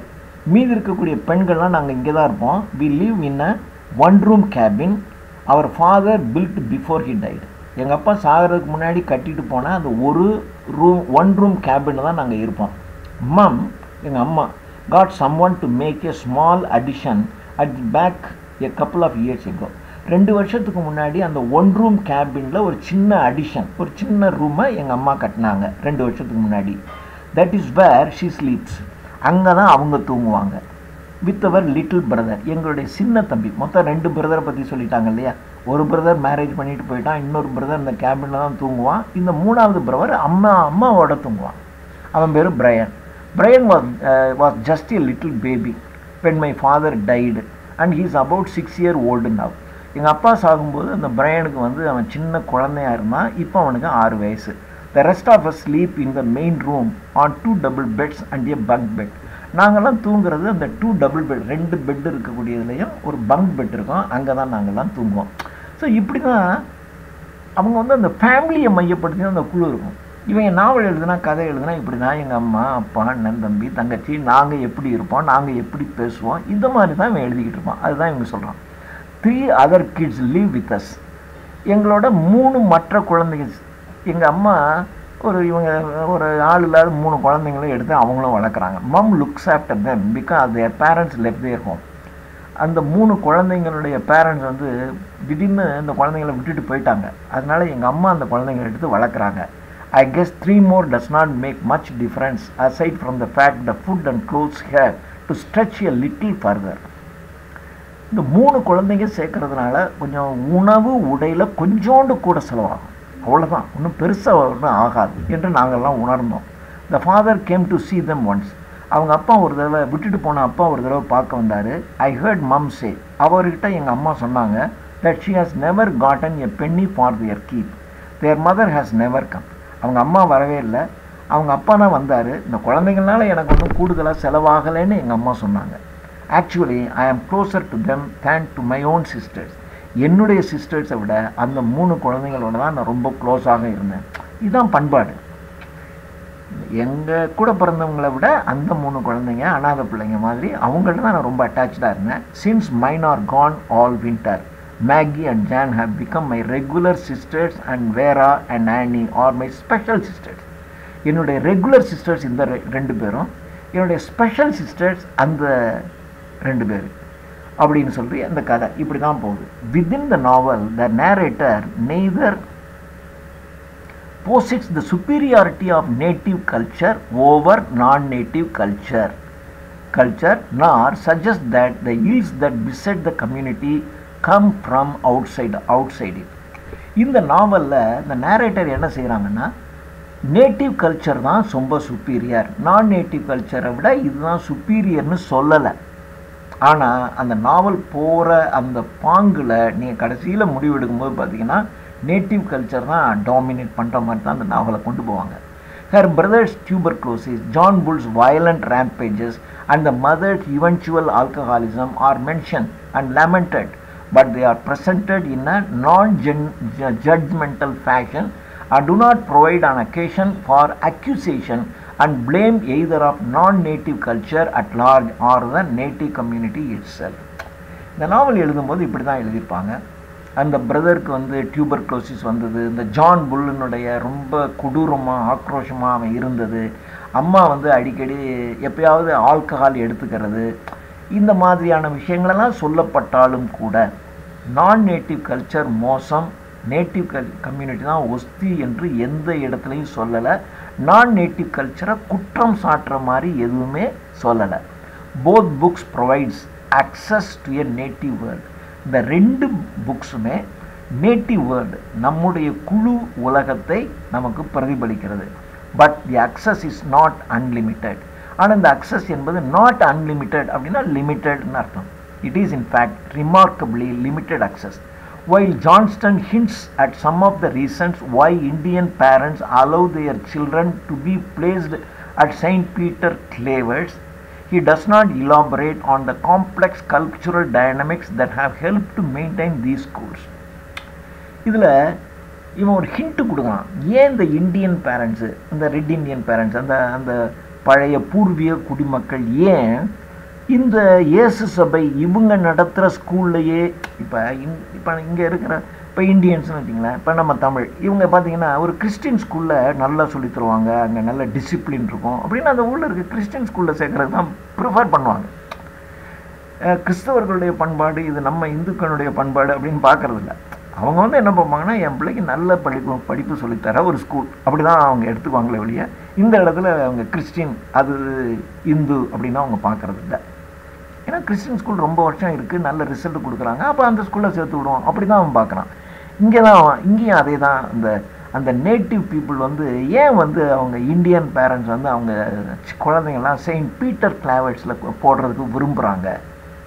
ஏன்னா இதில் வந்து அந்த காம்ப்ளெக்ஸ் கல்ச்சுரல் டைனமிக்ஸ், அது ஒரு பண்பாட்டு சிதைவு இருக்கும். ஆனால் அவங்க பண்பாடு கொஞ்சம் வித்தியாசமாக இருக்கும், இவங்க பண்பாடு வித்தியாசமாக இருக்கும். ஆனால் எப்படி பார்த்தீங்கன்னாலும் பேசிக்காக பார்த்தீங்கன்னா எல்லாருக்கும் இந்த நேட்டிவ் கல்ச்சர், இந்த பூமியினுடைய பண்பாடுங்கிறது ஒன்று இருக்க தான் செய்யும் அப்படிங்கிற மாதிரி அவர் சொல்கிறாரு. In the end, what is most apparent in these two books is not the information received but the silences that each writer maintained. இதில் கொடுக்கப்படுகின்ற தகவல்களை விட சில இடங்களில் அப்படியே சைலண்ட்டாக இருக்கும். சில சினிமாக்கள் பார்த்தீங்கன்னா கடைசியில் வந்து அப்படி முடிச்சிருவான், அது நீங்கள் தான் அது முடிவு என்னன்னு தீர்மானிச்சுக்கணும் அப்படிங்கிற மாதிரி. அப்படி தான் இந்த புத்தகத்துலையும் இருக்கும். Now it goes without saying that creating terms simply to replace other terms is in most instances a solipsistic exercise, and I do not offer these terms as replacements for the term post-colonial so much as to demonstrate the difficulties that the people and the literature for which the term was in part created. அதாவது இது வந்து என்ன சொல்கிறான் அப்படின்னு சொன்னாக்க, சாலிப்சிக் சாலிப்சிஸ்டிக் exercise அப்படின்னாக்க நம்முடைய experience, நம்முடைய அனுபவங்கள், நம்முடைய சிந்தனைகளை ஃபோக்கஸ் பண்ணுறது. அதாவது செல்ஃப் சென்டர்ட், நம்முடைய எண்ணம், நம்முடைய சிந்தனைகள், நம்முடைய எக்ஸ்பீரியன்ஸ் அனுபவங்கள். இப்போ சிலரை பார்த்தீங்கன்னா பேசிக்கிட்டு இருக்கும்போதே அவன் எக்ஸ்பீரியன்ஸை பற்றி தான் அடிக்கடி பேசிக்கிட்டே இருப்பான், அதைத்தான் இது பேசிக்கிட்டே இருக்கு, அதைத்தான் பேசும். ஸோ இது வந்து இந்த and I to not offer these terms as replacement அப்படிதான் பேசும். ஆனால் இதற்கு பதிலாக போஸ்ட் காலனியல் என்கின்ற ஒரு டேர்மை ரீப்ளேஸ் பண்ணுறதை நாம் விரும்பலை. Unlike post colonial, the terms tribal, interfusional, polemical and associational do not establish a chronological order, nor do they open and close literature frontiers. இப்போ போஸ்ட் காலனியல் அப்படின்னாக்க அதுக்கு ஒரு குரோனாலஜிக்கல் ஆர்டர் இருக்குது. இந்த ஆண்டு இங்கிலீஷ்காரன் வந்தான், இந்த ஆண்டு இவன் இப்படி பண்ணான், இந்த ஆண்டு இப்படி செஞ்சான், இந்த ஆண்டு இப்படி செஞ்சான்னு ஒரு குரோனாலஜிக்கல் ஆர்டர் இருக்குது. ஆனால் இந்த ட்ரைபல் இன்டர்ஃபியூஷனல் போலமிக்கல் அசோசியேஷனல் என்பதுக்கு இந்த மாதிரி ஒரு குரோனாலஜிக்கல் ஆர்டர்லாம் கிடையாது. ஐயா, they avoid nationalistic center and they do not depend on the arrival of Europeans for their raison d'etre. raison d'etre அப்படின்னு சொன்னால் அதாவது ஏதோ ஒருவன் அல்லது ஏதோ ஒன்று இருக்கிறதுக்கு காண ஒரு முக்கியமான காரணம். ஒன்று இந்த இடத்துல இருக்குது அப்படின்னா இதுக்கு ஒரு முக்கியமான காரணம் இருக்கும்ல. இப்போ இங்கிலீஷ்காரன் இங்கே இருக்கான் அப்படின்னா இதுக்கான முக்கியமான காரணம் என்ன? எங்கேயோ நம்ம ஆட்கள் வந்து கோட்டை விட்டுட்டான், அப்போ இங்கிலீஷ்காரன் இந்த நாட்டுக்கு வந்துட்டான், இப்படி இருந்துட்டான். அது மாதிரி the existence of someone or something, ஏதோ ஒன்று இருக்கிறதுக்கான ஒரு இம்பார்ட்டன்ட் ரீசன், அதுக்கு தான் ரெய்சன் டெட்ரே அப்படின்னு பேர். ஸோ இந்த யூரோப்பியன்ஸ் இங்கே வந்திருக்கான் அப்படிங்கிறதுக்கு ஏதோ ஒரு காரணம் நம்மக்கிட்ட இருந்திருக்கு, அதான் காரணம். So they avoid a nationalistic centre and they do not depend on, அதுதான் இந்த அரைவல் ஆஃப் யூரோப்பியன்ஸை டிபெண்ட் பண்ணலை, அவங்களுக்குன்னு ஒரு நேஷனல் சென்டர் இருக்குது. At the same time for all the range they cover, they do not comfortably contain the work such as native writers as Gerald Wisner and Greiki Strate.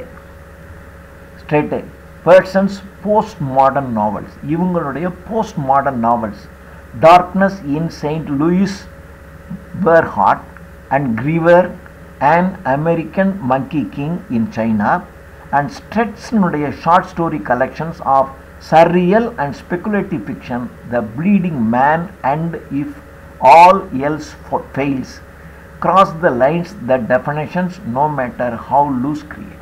So இந்த நாவல்களெல்லாம் அந்த லைனை வந்து அந்த definition என்கின்ற லைனை cross பண்ணுது. No matter how loose, அது எவ்வளவு லூஸ் பண்ணுதுங்கிற பற்றி நமக்கு கவலை இல்லை. It create and it may be that these terms will not do in the end at all, yet I cannot let post colonial stand. So இப்படி இருந்தாலும் it may be that these terms, இந்த terms இருக்கு பாருங்க, will not do in the end at all. இது கடைசி வரைக்கும் இந்த டேர்மை வந்து என்னால் ஒத்துக்க முடியாது. I cannot let post colonial stand, அது போஸ்ட் காலனியல் என்கின்ற ஒரு டேர்மை வந்து நான் விரும்பலை. பர்டிகுலர்லி ஆஸ் எ டேர்ம், அது ஒரு டேர்ம், போஸ்ட் காலனியல்ங்கிற ஒரு டேர்மே நான் விரும்பலை. For at its heart it is an act of imagination and an act of imperialism that demands that I imagine myself as something I did not choose to be, as something I would not choose to become. ஏன்னா இந்த post colonial என்ற வேர்டே என்னுடைய கற்பனையிலேயே ஒரு imperialism, அதாவது நம்மை ஆட்சி செஞ்ச ஒன்று, என்னுடைய கற்பனையிலேயே யாரோ என்னை ஆட்சி செஞ்ச மாதிரியே எனக்கு ஒரு கற்பனையை கொடுக்குது இந்த போஸ்ட் காலனியல்ங்கிற வேர்டை. அதனால I did not choose to be, நான் அப்படி இருக்க விரும்பலை, என்னை யாரோ ஆட்சி செய்கின்ற மாதிரியான உணர்வில் நான் இருப்பதற்கு விரும்பவில்லை. அதனால இந்த வேர்டையே நான் விரும்பவில்லை, இந்த போஸ்ட் காலனியல் லிட்ரேச்சர் என்கின்ற வேர்டையே நான் விரும்பவில்லை அப்படின்னு சொல்லி முடிக்கிறார் தாமஸ் கிங். ஒரு பெரிய long essay. Anyhow we have completed. Thank you.